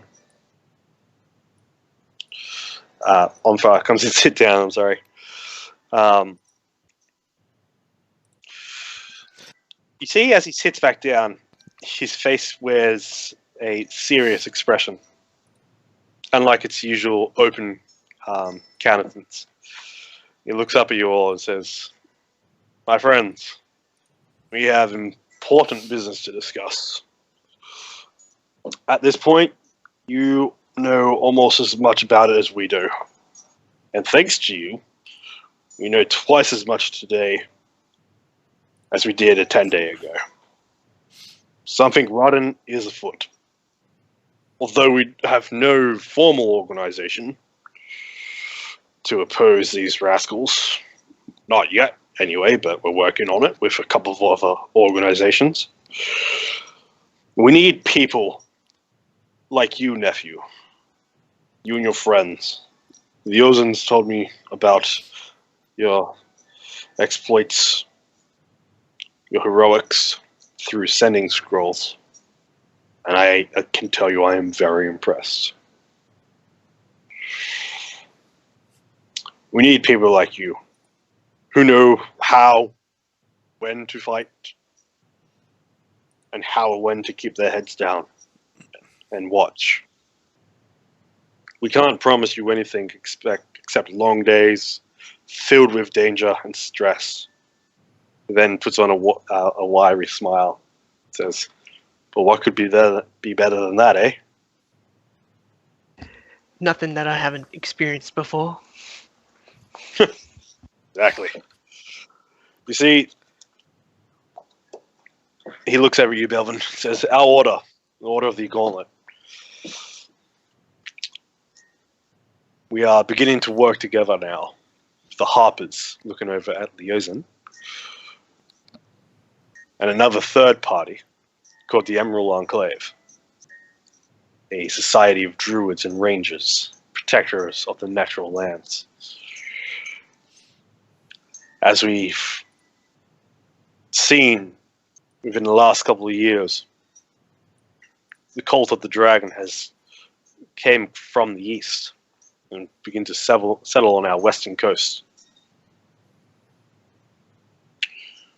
Also now appears they've turned their attention from undead dragons to living ones and Tiamat, and that is now a cause of great concern. So, thanks to you, we now know that they're amassing a large amount of treasure, shipping it north. Do you have anything new on this light? Any new light to bring to this? We found a letter on a wagon a few days back, saying that they are going to be all collecting at Baldur's Gate, and they're going to talk to someone called Aravax, Fox Traveler. Let me see. Do you have the letter with you? I do. Liaison will say, let me see. And he will begin to read through it. Onfar looks at you and says, the next 2 questions we have that need answering is, where are those carts going and to what purpose? Now, I don't want to say this as a commander to a soldier. I'm going to say this from family to family. Belvin, will you take on this task? I need you to travel, seek out these cultists, follow them, keep your head down, just follow them, see where they go.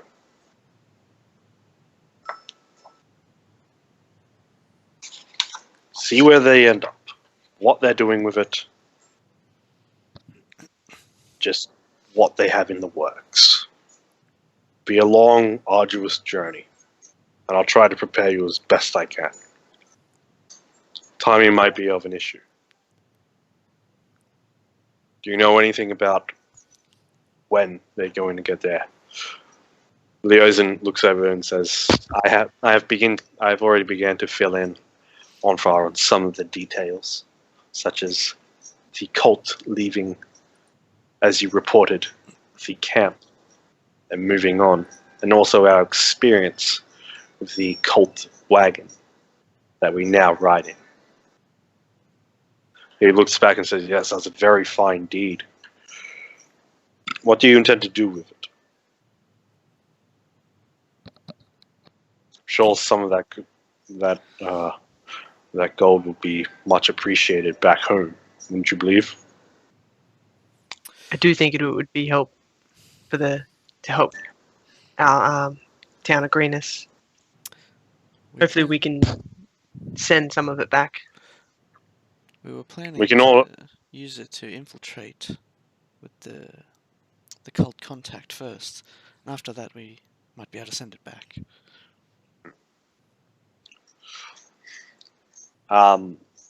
Leozen looks over to you and says, "There is no way you'll be able to get a wagon through the southern city of Bolden, the southern side of the city of Baldur's Gate, without great cost of unpacking and then rebuying a wagon. See, that's the thing with Baldur's Gate. Everything that comes from north or south must be sold up.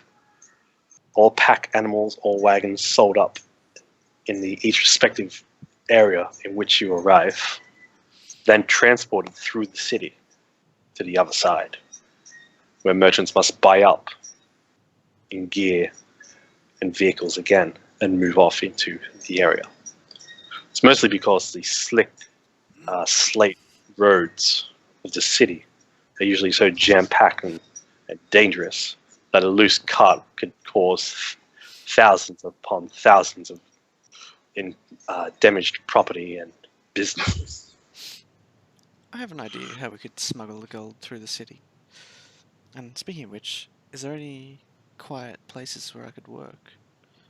I need to perform some experiments. He gestures over to your right. There's a small writing desk.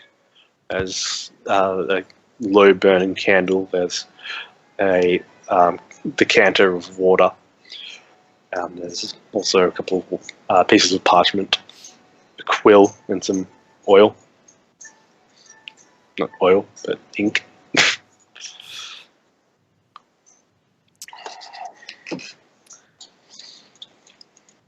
Perfect. Well, I'll begin once we're finished here. So, you see, Leosin says, so you see, if you leave in the morning, possibly charter a sailing vessel down the river. You'll be able to get to the docks. You wouldn't have to worry about getting the cart in, as you'll be pulling up through the docks, and it'll make the passage through the city much easier than going around through the outer slums. But just getting a wagon in through, it might not be achievable. Onfra goes, we do have a contact though in the Northern Gate, in a district called the Black Gate. He's a trader who runs his own cart supplies and fittings. His name's Akin Celeborn. I can sell you bun?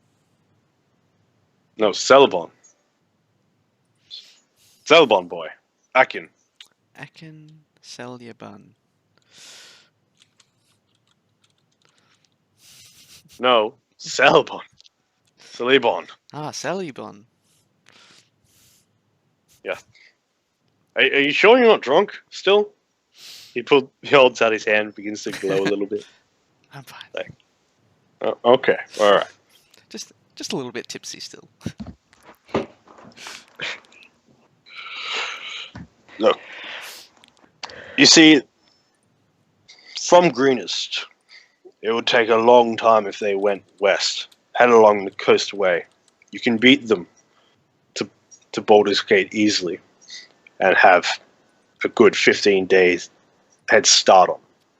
All the time you need to prepare and be ready for when they do arrive. This is, in case, well, based off nothing has gone wrong. Could be longer, in fact. Such as one of their carts being attacked, or not showing up. Might put them on edge. Don't know. I can, if you want to take the cart, so be it. You can take the cart. It'd add a bit more time to your trip. You'd have to get through the entire outer sector of the city. But still, it's just a bit more of a dangerous area. Or we could wrestle you up that sailing vessel. You can make this trip down easily 3 nights. 2 if you are convinced the captain to push through the night. I'm sure we can arrange for him to push through. Brave, I like that. Look, upon doing that, I will provide you each with the necessary coinage to cover this travel. Leosin then reaches into his pocket and pulls out an object wrapped in cloth. And as he begins to pull the cloth off it, you see a magnificent scarlet red ruby that just glistens in the candlelight. He looks up at it and says, "This will be waiting in the hands of an agent in Waterdeep. If they go any further north of Waterdeep, I'm not too sure what we can do, but little gestures such as the sailing vessel, the help with the wagons, and even the horses I purchased for you in Greenest are just little examples of how our organizations can help each other. Though no complete structure or force or investigation task yet, it is pretty much left to the goodwill and hope that goodly folk of the world do not want the cult succeeding So what do you say? Reward or no, we will not allow them to succeed. Everyone here has a personal stake in this. Bonfire will nod his head. It says, good. I'll see to it that you're all equipped with new gear, new clothes. You may want to change your appearance in subtle ways. Make contact with Atkins Sullivan in the Black Gate district in the north, at the very top of Baldur's Gate. There you should be able to find help in what you need, at least a way to start looking. Baldur's Gate is a bustling city of trade. Be careful of the flaming fist mercenaries. Just a bunch of merchants with like flaming fists. Buy our goods or else. Fire!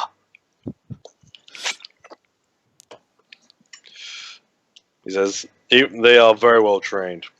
One of their quartermasters up there used to be an ally of mine.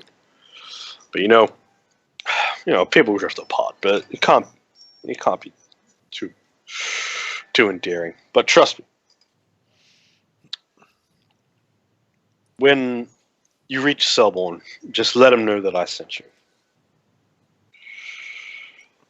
From there, he can send you in the right directions to meet up with other caravan masters and merchants and traders. And hopefully you can locate the cultists. Hopefully. It might take some time, so you might want to pull up in somewhere to make base camp for a while. Make a history check, everyone.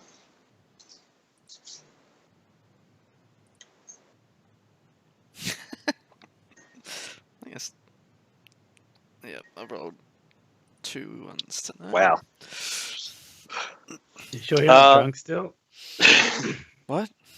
Mentally, yeah. So, Sandstorm and Belvin, you both know that Akin Sullivan is the merchant that visited Greenest about a fortnight ago. He came in with his son and daughter traveling up from Amman and stopped in Greenest to where his daughter was kidnapped and his son killed. Where you guys went and rescued, That guy. That's right. I do rescued her remember from him. the bandits. Yeah. And he His whole mentioned, family was dead. yeah, Except his she- daughter. We rescued his daughter. Yeah. he rescued his daughter. I don't remember that though. That's right, because I went from behind. We did a sneak attack, and Belvin charged in. It was in the turned out pretty second episode. Yeah, That's pretty good. the story I thought you were Early telling, and episodes. then it changed rapidly. I feel it was like inspired by that. That was a good part. Continuing on, back into it. You know that once you guys did save his daughter and avenged his son, he said, if there's anything I could ever do for you if you're ever passing through Baldur's Gate, come see me. So that pops into your mind. Whereas Kazimir, you're still like just winding over the hangover. You just like the mental capacity is just not there for the time. And welcome everybody to Dragons and Cats. We are playing D&D Dragon Brew as part of the Tyranny of Dragons, Hold of the Dragon Queen storyline. There is a little donate doobly-doo down below. If you check out the banner, you can see that your assistance in donations towards a great charity may help in the hilarity of the game and may affect what happens. Bringing it back into game, Leozen then looks out at you and says, so, how do you want to proceed?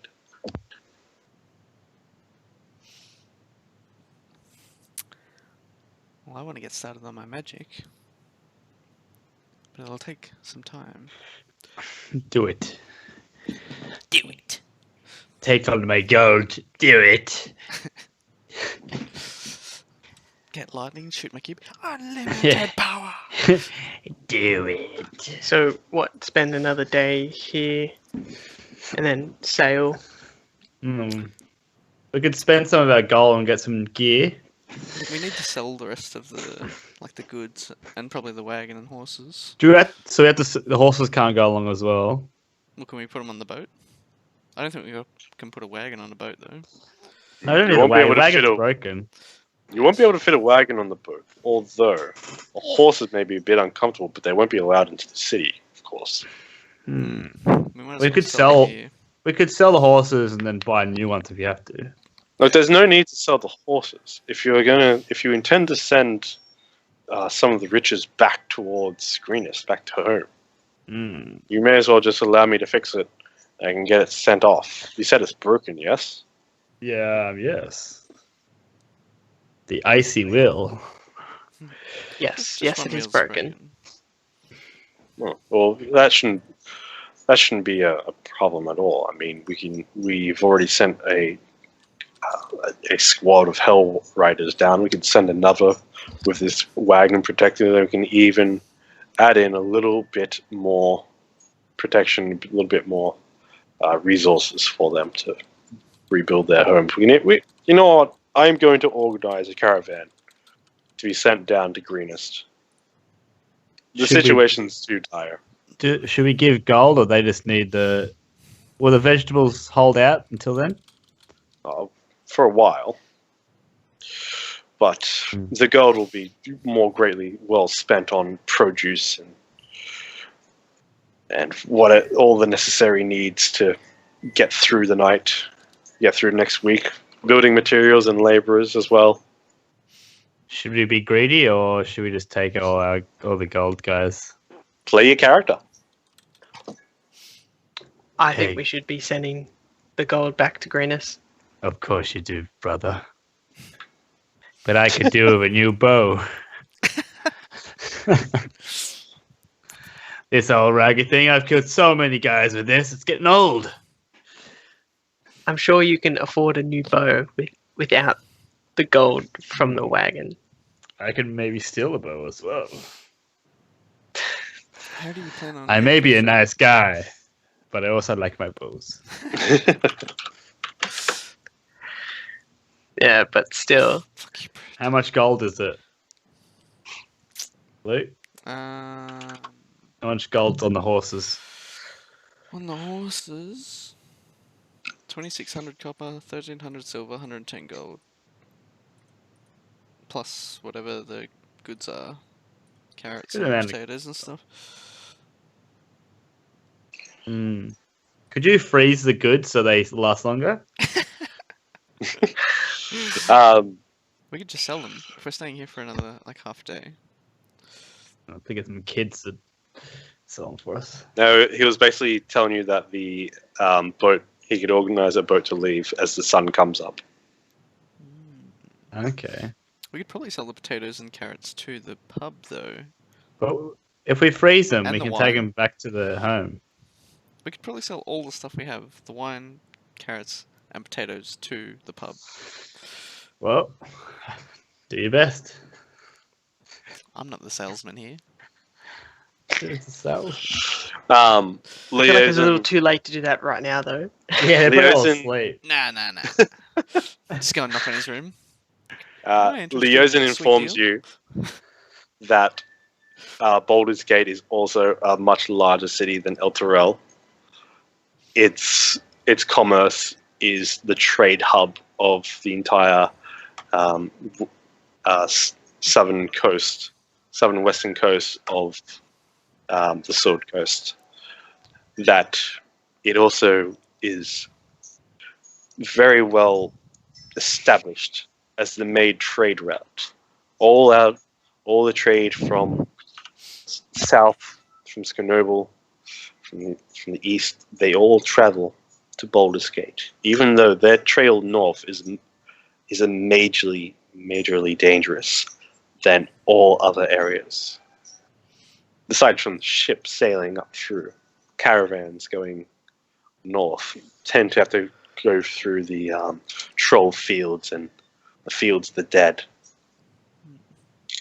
until you reach the safety of the of Daggerford. And then it's just through the spider web into Waterdeep. It's going to be a long journey. Once Maybe it takes we could use off, those carrots. don't worry. I'll see that you are all. We will see that you're all provided with rations and everything you need for the journey. What if See, we poison them until- with carrots and then feed them to the cultists? It's like, get your Definitely, free carrots. Yeah, free carrots, I think- cultists only. I think we can just forget about that stuff now. Carrots for the cultists. How about we just leave it? We can trust Leosin to finish that off, so we can send the rest of it back to Greenest, and we can concentrate on going to Baldur's Gate. I take one potato. out of Eat your it like an pocket apple. You've had here the entire time. Just Eat it like an apple. No, I put it in my pocket. I'm civilized. I cook my potatoes. Just put it on a fire. Just like burn crisp on the outside, crunchy on the inside. Just get Kazimir to just like light a fire. Starch. And just toast it a bit. Delish. Right. So, Leosin also tells you that Baldur's Gate, you can find nearly anything. There are magical wares. There are very much places where you can buy your own. It's a place where you can find anything your heart desires. So They you make can go sure- shopping there, Sandstorm. They make sure it's necessary that traders visit Baldur's Gate before traveling north or south. They pay a very high price to keep it that way.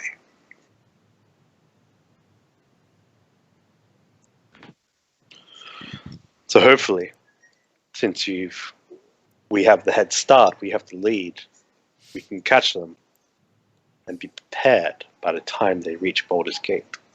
The more time that we can actually spend in Baldur's Gate to prepare and Yes. gain information is better.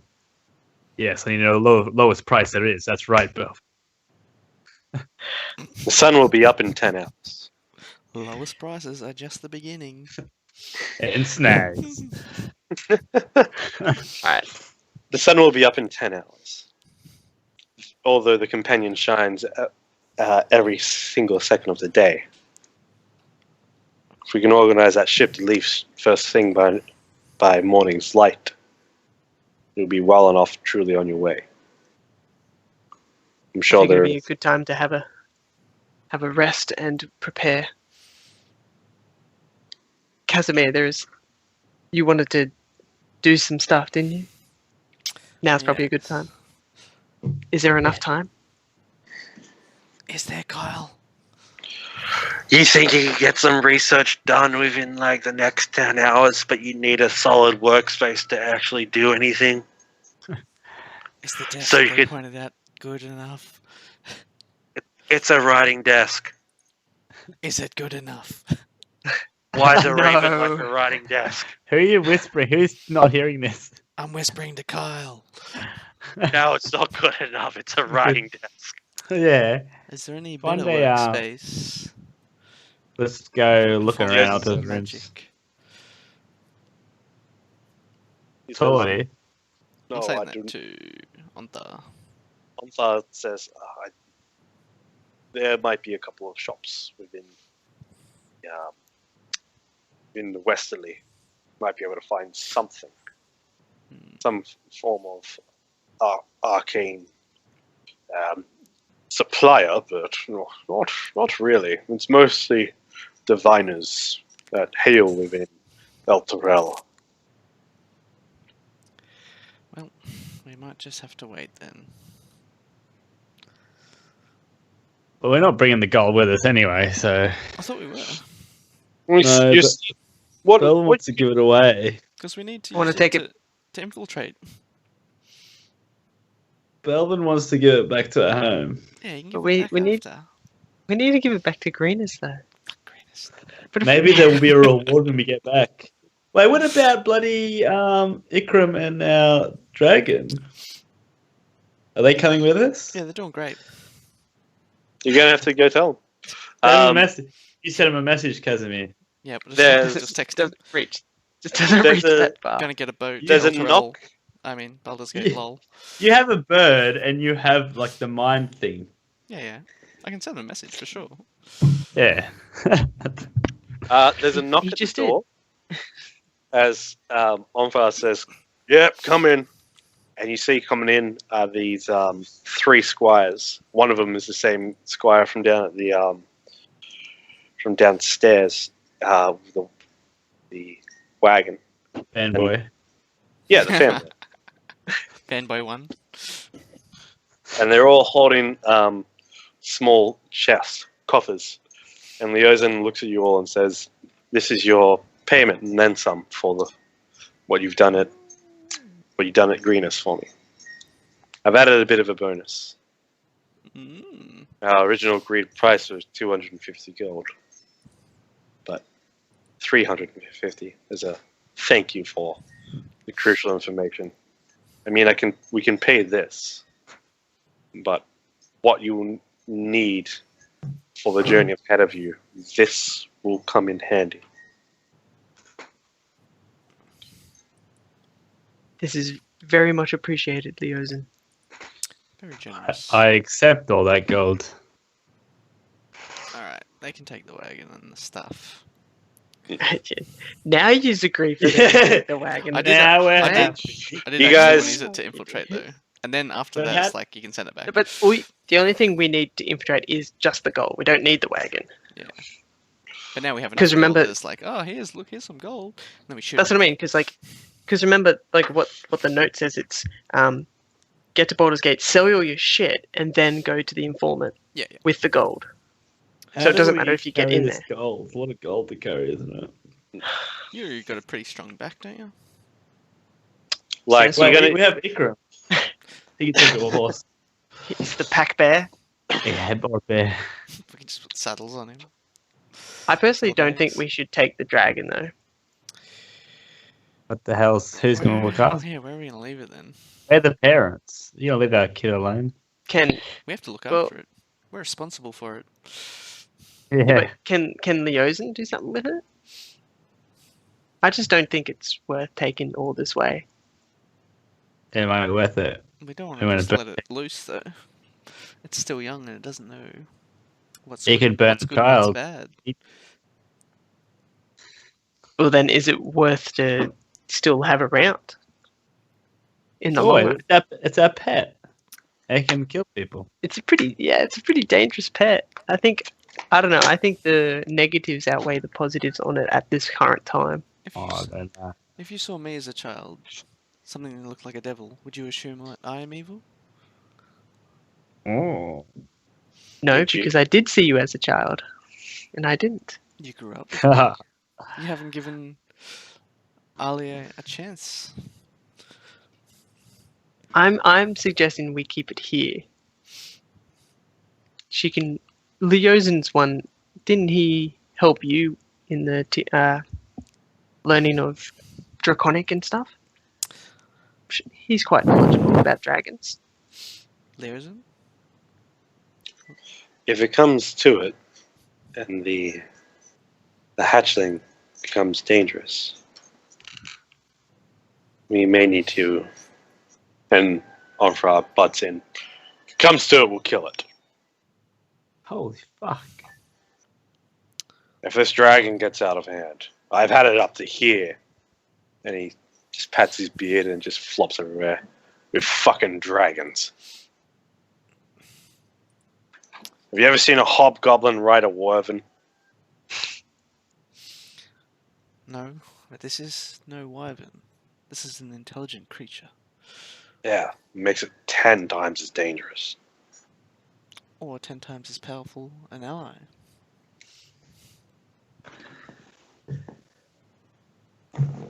Make a persuasion check. that bad. Oh, it's my good stat. Ah! Right, he looks you over and just lets out a heavy sigh. Just, we could use it. I believe maybe you have an aura to you that makes you believe we could do better. All I'm saying is give it a chance. For a tiefling, not that bad. And he pats you on the shoulder. Thank you. He begins to get up and looks at you all and just says, "Make your preparations. Change your appearance as best you can. Change your clothes. Change your armor. I'll make sure they're all heavily provided for. So it'll be at no cost to yourself. The Gauntlet's paying for this. Free I'll go clothes. organize the boat and make sure it's done. Make sure that you're ready to sail by morning, and meet me down at the docks. Okay? All right. You guys have 10 hours. We'll be there, Uncle. I am going to be fucking tired. Okay, good night. So, 10 hours. What do you guys have 10 hours before you have to go down to the Dragon Eye dock that Leosin tells you about. Well, we have to change our appearance, so we have to get new stuff. Okay. Tell me how Belvin changes his appearance. His current appearance is this heavy set shining plate armor. His hair cut very trendy like. Great shield on his side. Kazimir's got these dark robes, yeah. Yeah, I got like dark robes, but there's also like a second layer that I can hide my wings under if I wrap them around my shoulders. And as Leosin begins to walk away, he says, "You probably don't want to get noticed. It's not a fun time." He gives you a wink. He gets to walk back downstairs. I got it covered. I flick my fingers and disguise myself as like an older man. An old Sandstorm, human. how are you going to change your appearance? I can't do much. I'll just hide all the time. Just hide all the time, just be really sneaky. You just like hide under Yeah. the cart, like The whole Mission time style. I'm gonna be hiding all the time. So I'll you never don't- be in sight. You don't change your clothes, you have, okay, so I'm already you wearing guys- like a black hoodie all the time, so you can't really tell until you get up nice and close. with ear cutouts. pretty your cutouts. Yeah. I just put like a super sneaky hoodie on. A Okay, sneaky so- hood.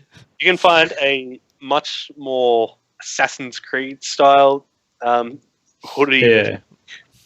a lot different than the one you had made. What about like an Arlilet robe thing? Like Yeah, the- you can get Where that. it's sort of just like a hood and it's just like a full like on dress style thing and I'm fully covered.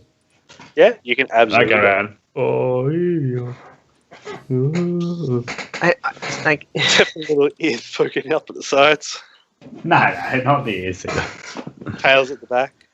Yeah, the tail I'll have to keep in check. Wrap it The around tail- your waist like a belt, Yeah.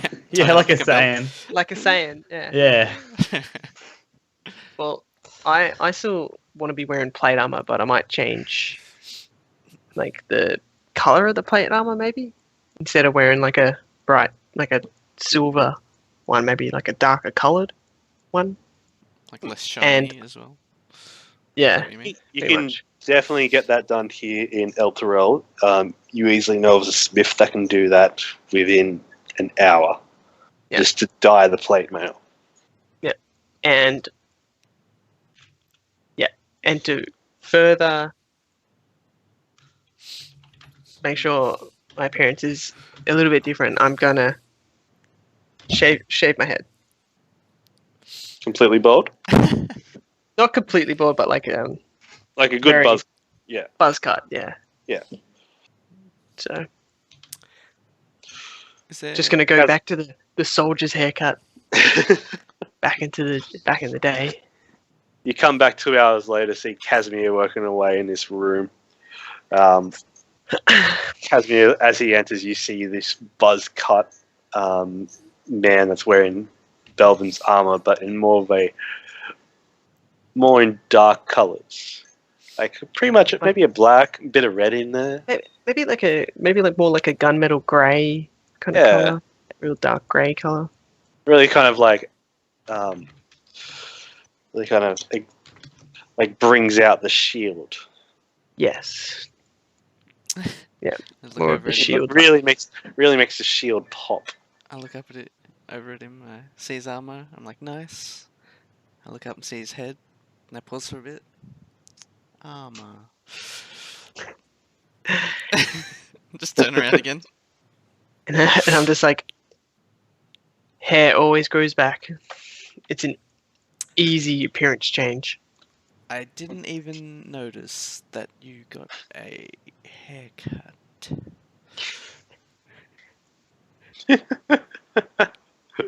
All right. Just because so- it's easy for you to change your appearance. What are you talking about? Okay. So No, it's like, what are you talking about, Sonny?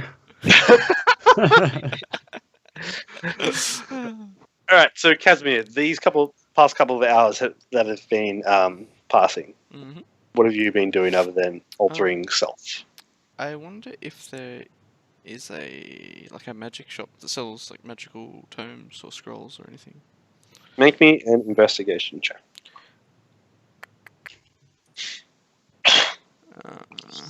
I think I add 1 to that as well. So 12.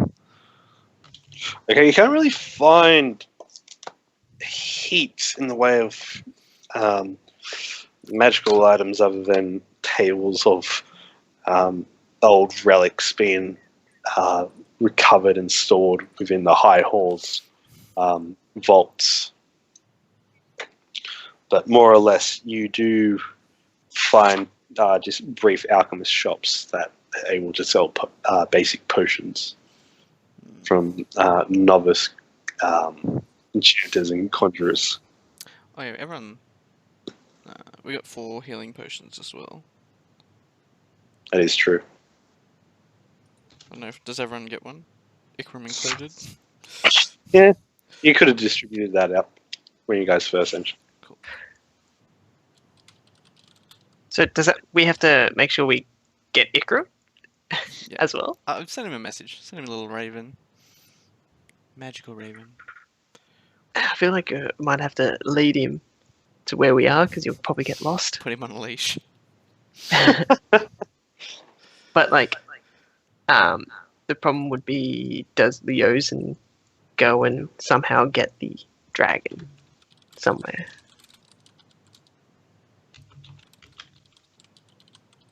Yeah. He'll be right.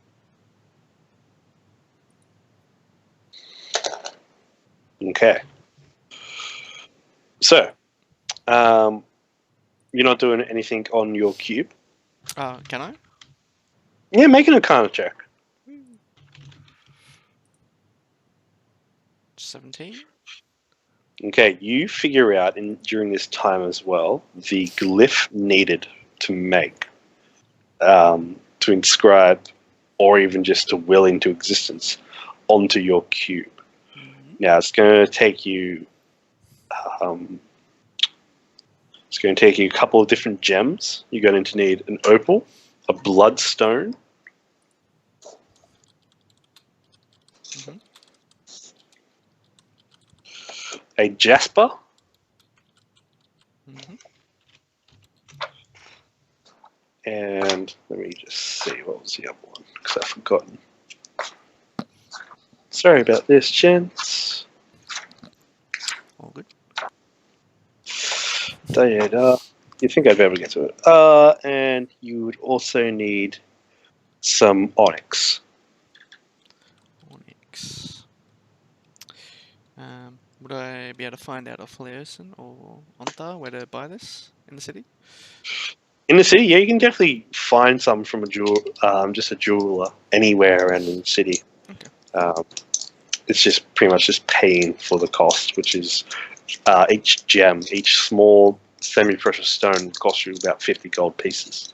Okay. I'm sure I can barter and maybe get a discount if I buy all of them at the same location. Yeah, make a persuasion check. 13. They didn't. Unfortunately, you get it. You try to haggle, but they just look at your infernal face and just, nah, sorry, for your kind, full price. That's pretty rude, don't you think? What do you mean, my kind? An infernal born, mate. Infernal born. We don't. You do realize you're in the House of Torm here in this city. Do you know what humans did to my family? Do you think I hate on all humans? Because of a few? Well, mate, just pay for your goods and get out of here. I only need 3, so 150. 150, and you can have inspiration for that. That was good. That was brilliant. I already have inspiration. Well, guess what? You Discount? can have. Nah. Since You're you such a already good have, role player. since you have inspiration already, Mhm. and since Robbie also has inspiration already, I think I'm just going to give you to both. Actually, yeah, for all 3 of you tonight as a reward, all 3 of you can have one free natural 20. Woo. So in your resources, Nice. Thank you, DM. so just in your character sheets, go into resources. I under the channeled to God to rewards. get to be immortal. I roll for it. 20.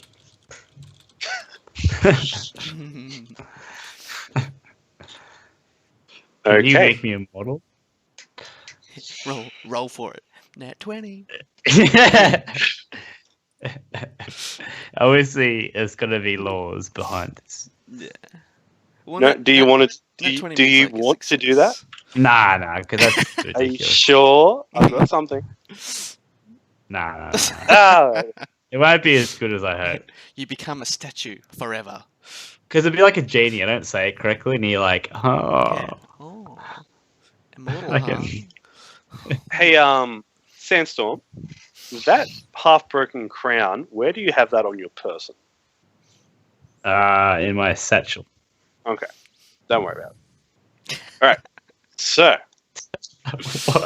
Missed Ikram meets up with you guys a few hours later. The sun is about to rise, and you can hear the commotion of what sounds to be an angry mob moving closer towards a pair of black animals. Mhm. Yeah, disguise myself. What's going on here? As you see out front, Belvin, as you look through a window, you see a range of Hell Riders, other paladins and guards of sort, all dragging chains, as coming through from the distance, through the light, is chained up around her neck and around her arms and her wings. The baby hatchling, Arlilet, snapping and trying to spit acid, but her maw has been kind of chained shut. Her tail is flailing around, and a few guards have her positioned at her rear while they poke and prod her to keep moving. And they lead her around the back of the building. And they look like they're going out to this small fortified area. A large crowd seems to gather with them as they head around to this area.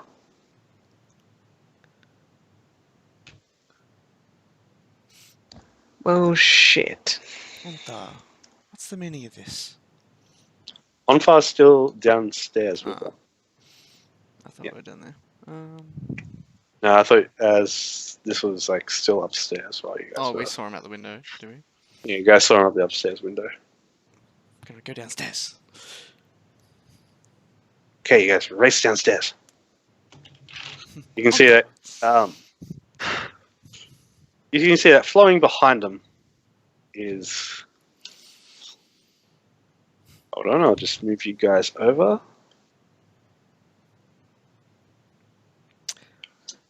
What was I'll have- Ikram doing this whole time?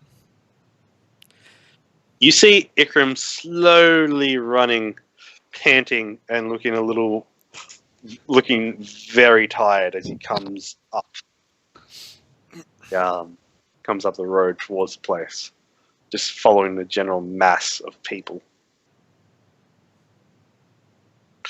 Let me just change you guys.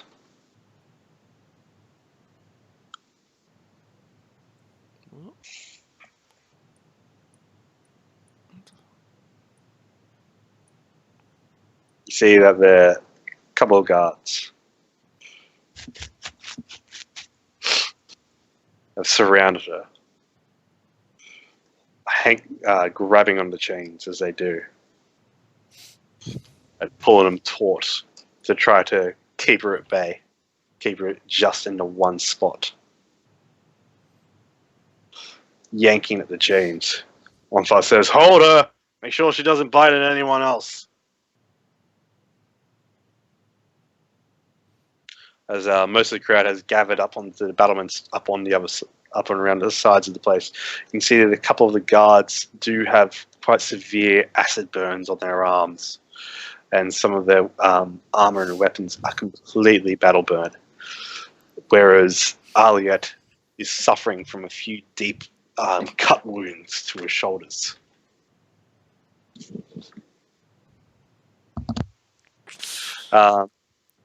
At this point, Ikram has caught up, and he's just running behind you guys. Just running in behind you guys, just panting. I'm sorry, but they approached her in the wrong way, and she just lashed out.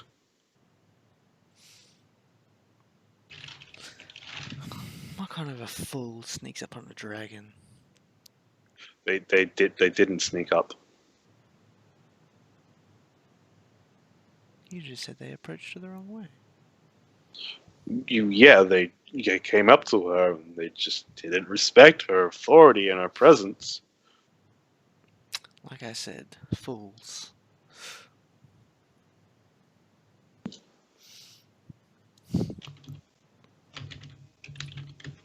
And at that point, Onfire looks over and notices you all and says, "You sure this creature, this dragon's respectable? 2 men are dead."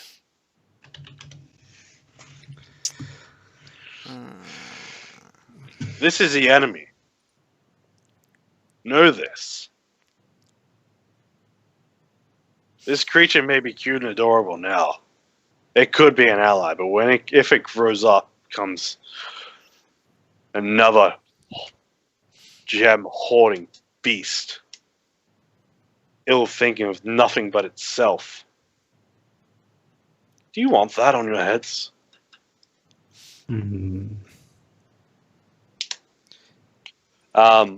Belvin, you feel a pressure in your mind emanating from the shield.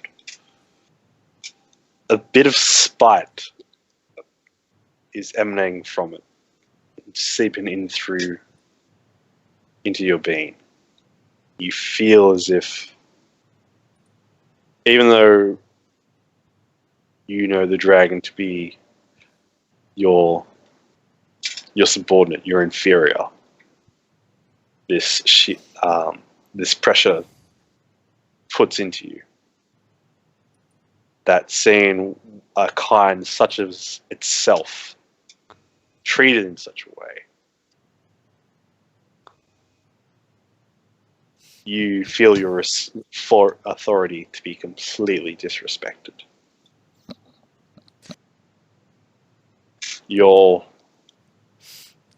The shield puts a pressure on you to show Ontharr who's in control.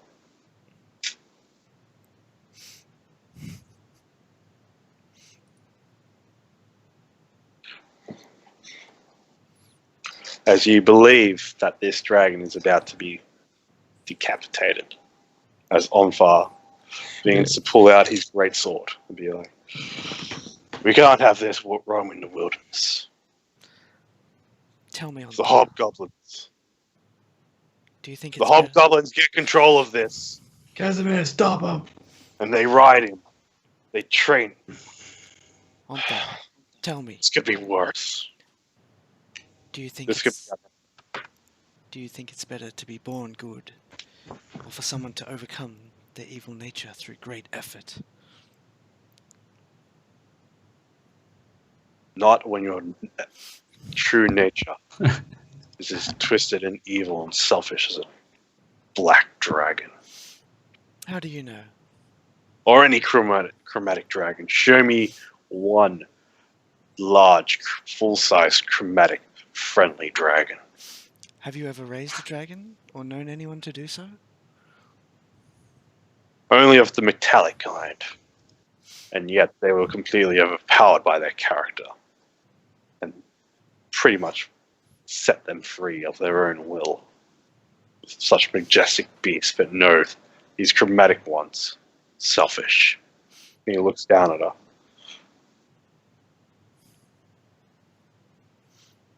You can see that Leozin's kind of clutching his arm as well. You see his quarterstaff he's leaning on heavily. Looks to have a bit of a acidic melted burn mark at the top.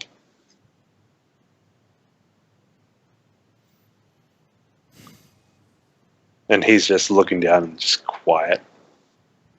And then just locks eyes and just says, "I'm sorry."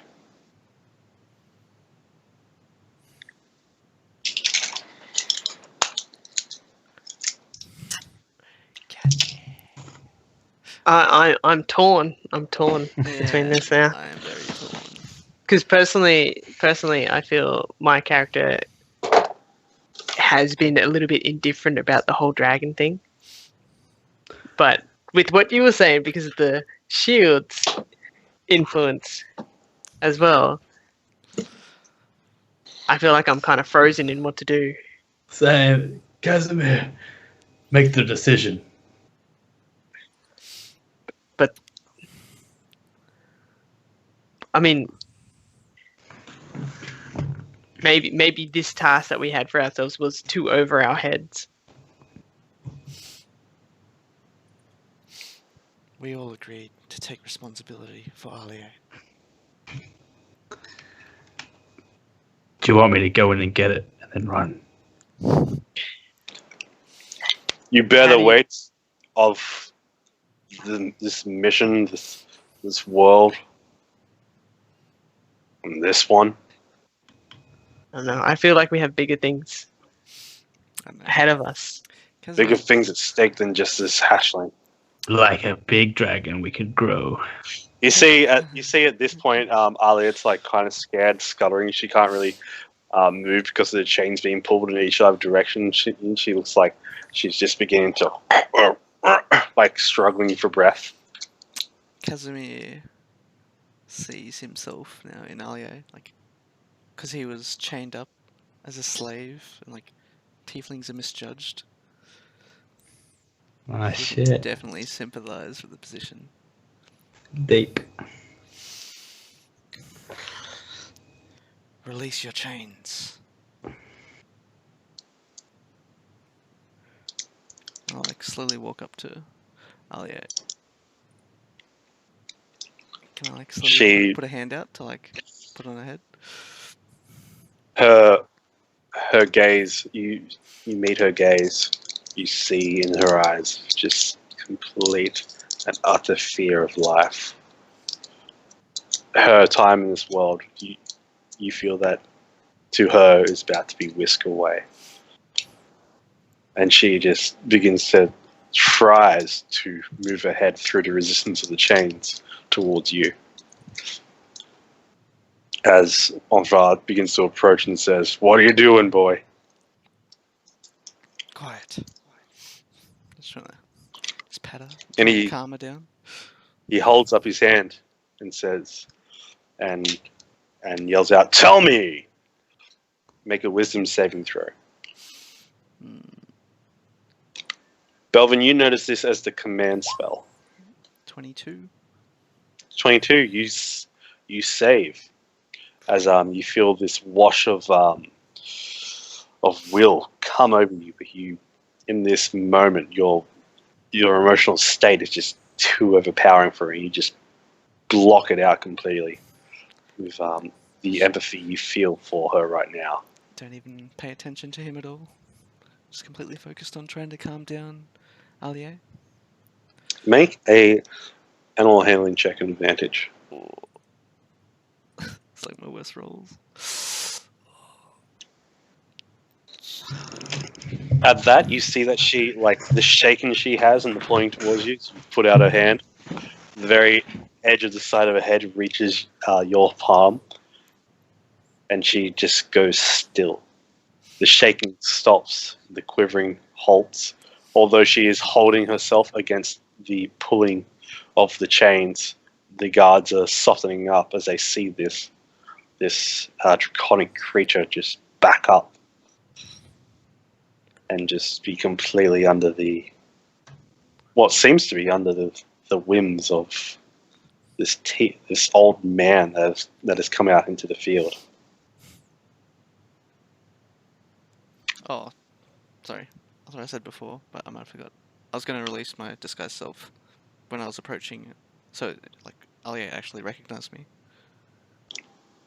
Okay, so at that point, after the guards see this, there's this dim black light that comes from the old man that takes the form into Kazimir, the tiefling with his feral tiefling wings curled up around him like a cloak, his horns prodding out.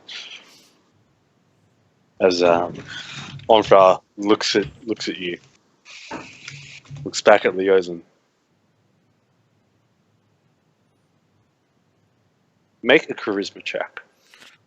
God. It's like my worst things. Oh shit. I'm going to use my inspiration. Use your 20. 14. All right. For that, he looks at you.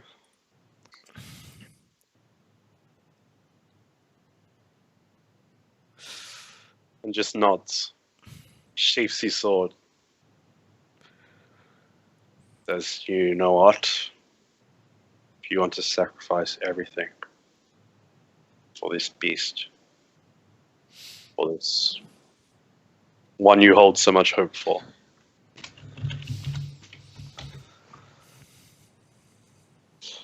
as I am placing my hope on you, do not let us down. Please. Let her go." And the guards release the chains.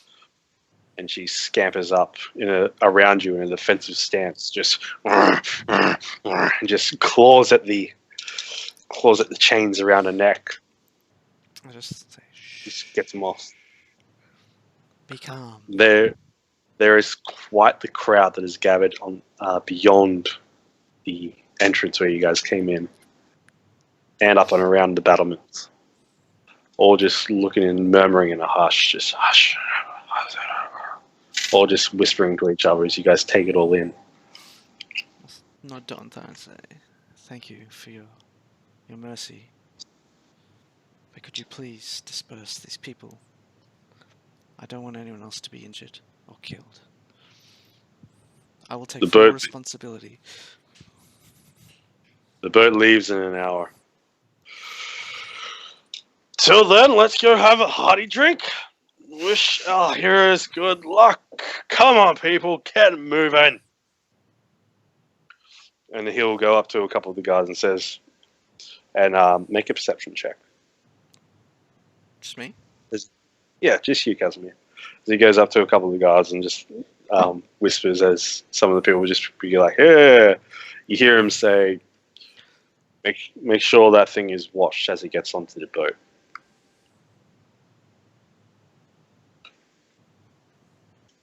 Well, I mean, that just means we're going to have to take the dragon with us, isn't it? Yep.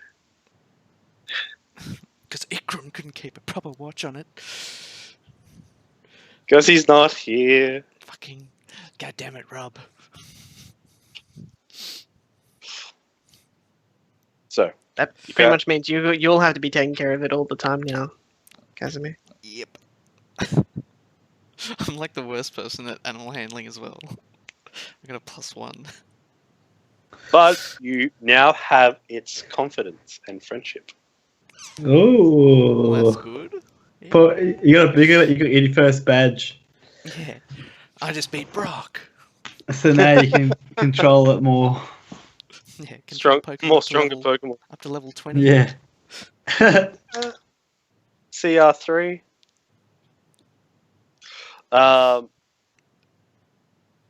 Okay, so the next hour goes by. You know that the boat will be ready to sail in the morning. By the end of that hour. Trax, yes, that is true. Absent players roll ones on 4 checks. He'd probably roll ones if he was here, to be fair.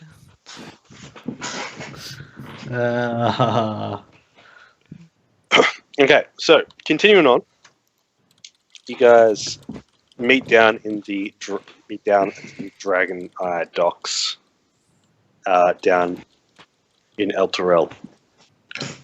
You guys have gathered up everything you need. If there's anything you need to grab at last second, The ropes off the horses. yeah, you guys can grab anything basically that you want from the PHB. Anything? Ah, from the PHB. Yes. From Player's Handbook. Anything is in traveling clothes.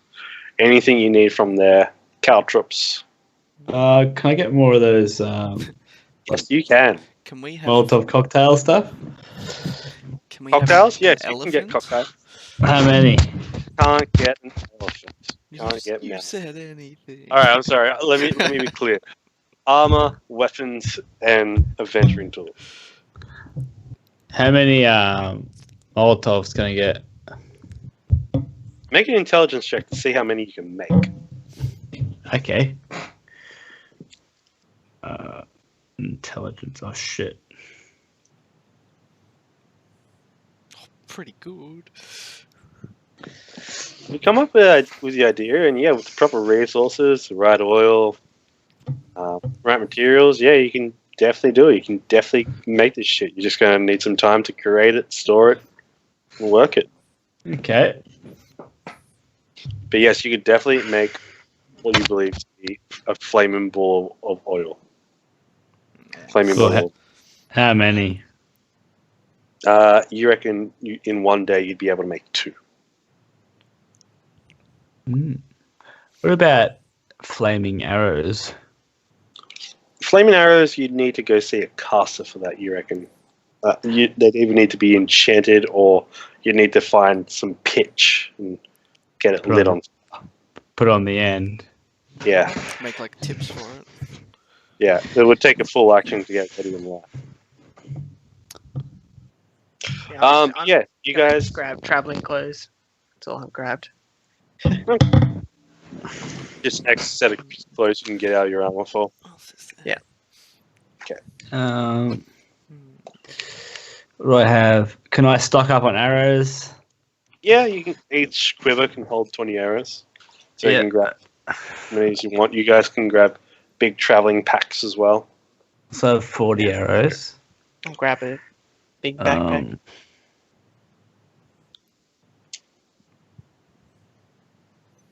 What else do I have?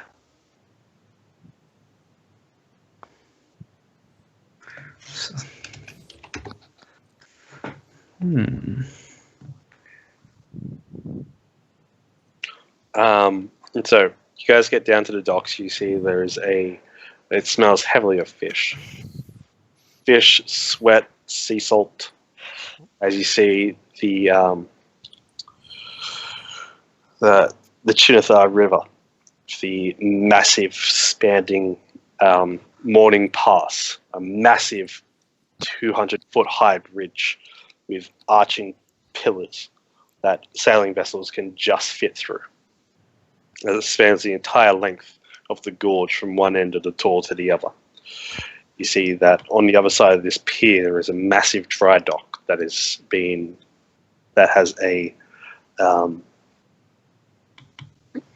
a ship being moored in it, being loaded onto this deck.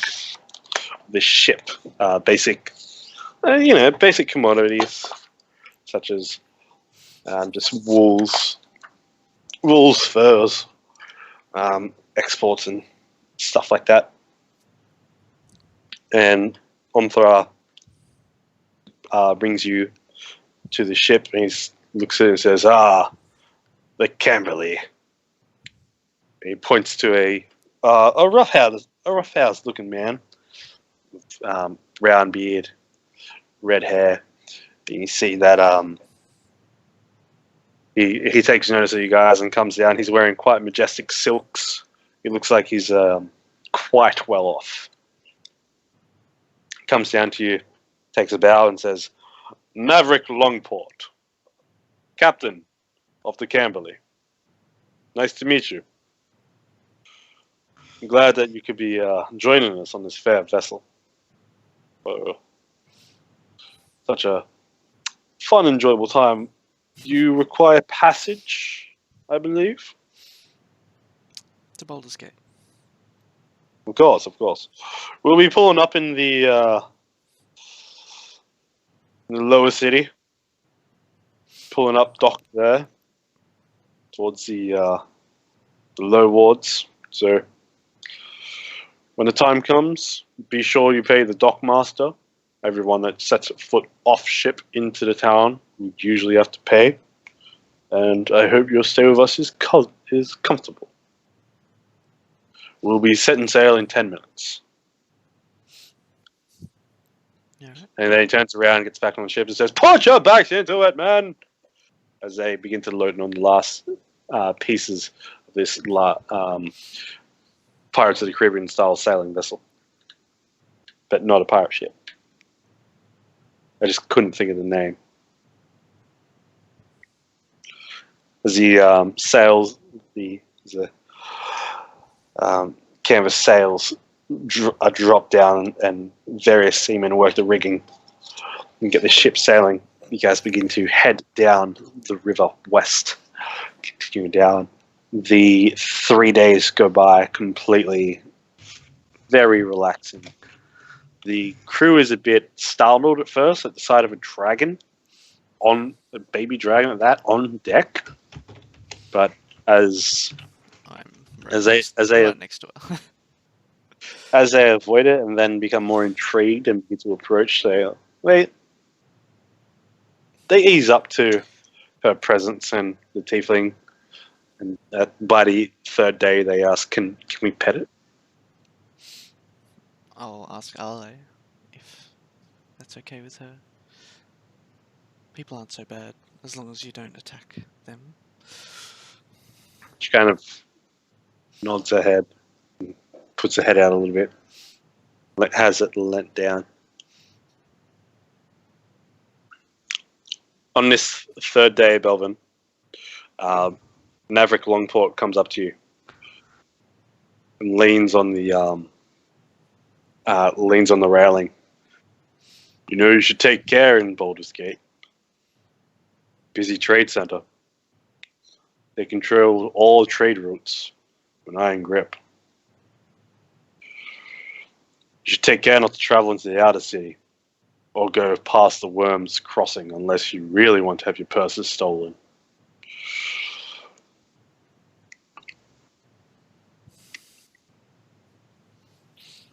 Also, Thank you for the warning.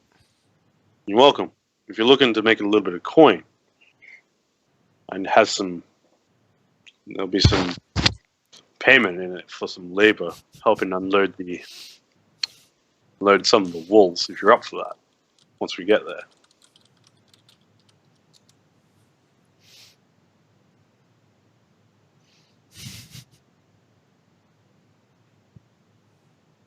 Sound like fair pay to you? Few gold for a bit of elbow grease, bit of lifting. We do have Well, some goods to I sell. haven't For had me, it'd be bit of, some easy gold at least. I haven't had a workout in a while, actually. Since those bandits. Yeah, you could have been training these last 3 days. You could have been doing Mate, anything. I would have been helping these guys do some work. You used to be Not helping afraid- for not free, and I'd afraid be of it. like, Lifting I some was weights. like, labor. money. Okay, so Money. on the third day, as you guys come around the loop Money. of the river, you see a great spanning gate. A great spanning. Where is the thing? Load plus. Yes, load please. You see a great spanning mountain with a massive bridge that leads across a very wide point in the river. As he points to the massive mountain and says, Mount Boulder. Beyond that lies the city of Baldur's Gate. And we pull up into port. I do appreciate the help. But from then on, the little city is yours to explore. So what do you think? You have a good trip with us this time? Please, feel free to help us to review us on Yelp. The free parchment service. I will be giving you 5 stars. Well, thank you. Best Yipple driver ever. I found out you get banned if you go below 4.3 or something on Uber. What? I know if it's a band Yeah. or something, but something like you have to have a really high rating Really? They just avoid you. as a customer and a driver. Wow. I didn't realize that. I just do fine all the time because it's like that's good. But yeah, so you guys, as the ship slowly comes into the busy port, it takes about half an hour for it to actually pull up against anything. As you guys come in, the ship pulls up, weighs up, drops anchor, and the deckhands tie it down. You guys then pull out into the busy, jump down after helping for a little bit, jump down into the busy streets of Baldur's Gate, into a bustling, busy commerce of trade, adventure, and all kinds of possibilities. This map's A taking new ages to chapter. load. I'm sorry. There we go. Yeah. Alright, Oh, that's whereabouts- cool. Whereabouts are we? So you guys are sorry about this. We are not on the map. We got deleted. That's where we are. Not on the map. You guys might be super big here. We'll figure that Okay, we're out. here. Hey, we're not that big. Slightly bigger than the average person. Except for Good Ikram, deal. he's a midget. Well, that's what you get for not being here. What do we do with Push him in the water. what do we do with the dragon? Yeah. Can we disguise it? You can discuss. Alright, cool. A big dog. It's just a big dog. How Yeah, big is it? Well, the dragon is about the size of a full-grown Alaskan Malamute. Big, With Oh, there you go. big That's what we're fluffy- going for. Big fluffy dog. Very I'll big, put, fluffy dog. Alia's cloak over her. And, yeah. And silent image her. As a big dog. Big fluffy dog. As you do, before she gets off the before you two get off the ship, the captain put his hands on your shoulder and says, "Unfortunately, I believe your pet has gotten into the stock of fresh meat. Has what? Sorry. Has Gone to gotten the fresh into the stock. stock of fresh meat. That was for sale. Oh shit. I feel I should be compensated. How much meat? Shit. 5 golds worth will do." I give him 10 This gold. is your burden. I give him 10 gold. Now, if you ever need to set sail again, next one will be free. Oh, good. I noticed I noticed that, and thank you. And he turns away and goes back to his ship after you guys help these fantastic deckhands and seamen unload their ship. As you guys are leaving the deck in this very smelly fish, well, mostly fresh fish for a certain reason. This overwhelming fish stench. You guys come to what looks to be a elderly man with a tricorner hat, purple feather, and red cloak. As he turns to you, you see he's got a badge of silver, and on that badge is a fist that's on fire. And looks at you all and pulls out a ledger and says, "Newcomers to Baldur's Gate? Yes? Yes, we are. 20 gold apiece, and that will pay your entry tax." Very well. Okay, There you We go, can- sir. we can afford that. Minus 20. 20. Are you gonna mine it from the big thing or look? The 350? Was that 350 each or Yeah. I think it was 50. nah, all up? it 350. wasn't it. Was it each? Each. Oh my god, okay, just take 50, take 20. No, take 20. If you're willing to spare, I'll take it. You can pay for me too.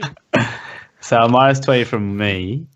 Just like, yeah, pay from your own pocket and stuff. Yeah. Because there's no split gold now, is there? Or there is. There's like, or is it on the horses? We've still got a big pool.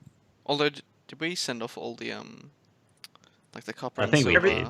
back to everything Guest? everything that was on the wagon. It's We'll gone. send Yeah. back to Rebus. Okay, cool. I'll delete all 'Cause- that. The only we So- just got the big chest of gold. Yeah, That Although I'm going to keep the Jasper gems because I need them for magic. Yeah. Which is going to help us out. we just wanted the gold and stuff to be sent back. That's it. Yeah, yeah. And he says, And the goods. "Thank you." He takes each of your coin and drops it into his satchel. As you hear him drop them into his satchel, that there is no clang, there's no clank of coins dancing together. Oh, he bloody Just gypsies. drops them in and drops them in as if they just continue to fall. Oh, he has a secret bag. I don't know that. And then he says, Can I looks tell to you and says, Yeah, you make must. a perception check to Or could I do it? Make an investigation. Do an arcana actually. Do an arcana. I was gonna say perception, but you can it's something you can obviously see.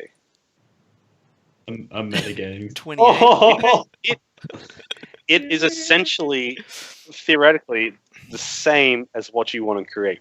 yeah. Yeah, cool. Can I glean any insight to make it easier to make from seeing it in action? Maybe sensing some of the magic?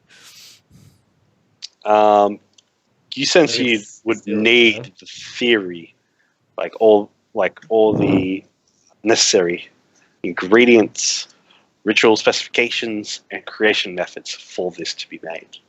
But you reckon in a town this size, there'd have to be something. There'd have to be something. Can I go up to him and ask him, do you mind telling me where you purchased that bag? It's very interesting. He looks at you and puts the hand on his bag. And you see next to his bag there's a dagger just hidden besides it. He says, "Well, this bag was given to me by the Flaming Fist Order. But if it is magical trinkets you are interested in purchasing, you can easily head to one of the establishments within the upper. There is one shop I know of that I sometimes visit for a few potions for myself. The Sorceress's Sundries. The Sorceress's Sundries. Okay. It's a new shop of recent build near the Black Gate, in the upper of Boulders. You can't miss it. They have all sorts of arcane lore I believe you're interested in. Definitely go ahead. Well, thank you for the information. No problems. Enjoy Baldur's Gate as he turns and throws a hand off into the vast distance that is the city of Baldur's Gate. Everyone's eyes looks out into that direction as the camera goes from behind you, past your shoulders, and into the city, to the bustling commerce that is Baldur's Gate. And we'll call it that. Woo! Yay! Emotions. Yay! All right. Well, thank you everyone for tuning in tonight. I am Dragons and Cats. Thank you so much to our new followers tonight. It was a blessing to have you all here. I am Dragons and Cats, and my cast tonight. Thank them as well for some wonderful roleplay. Yay. And we will be back next week for more Dragons Brew in Tyranny of Dragons, and we'll see where we go in Baldur's Gate. Bye. Peace. Peace, fellas. Okay.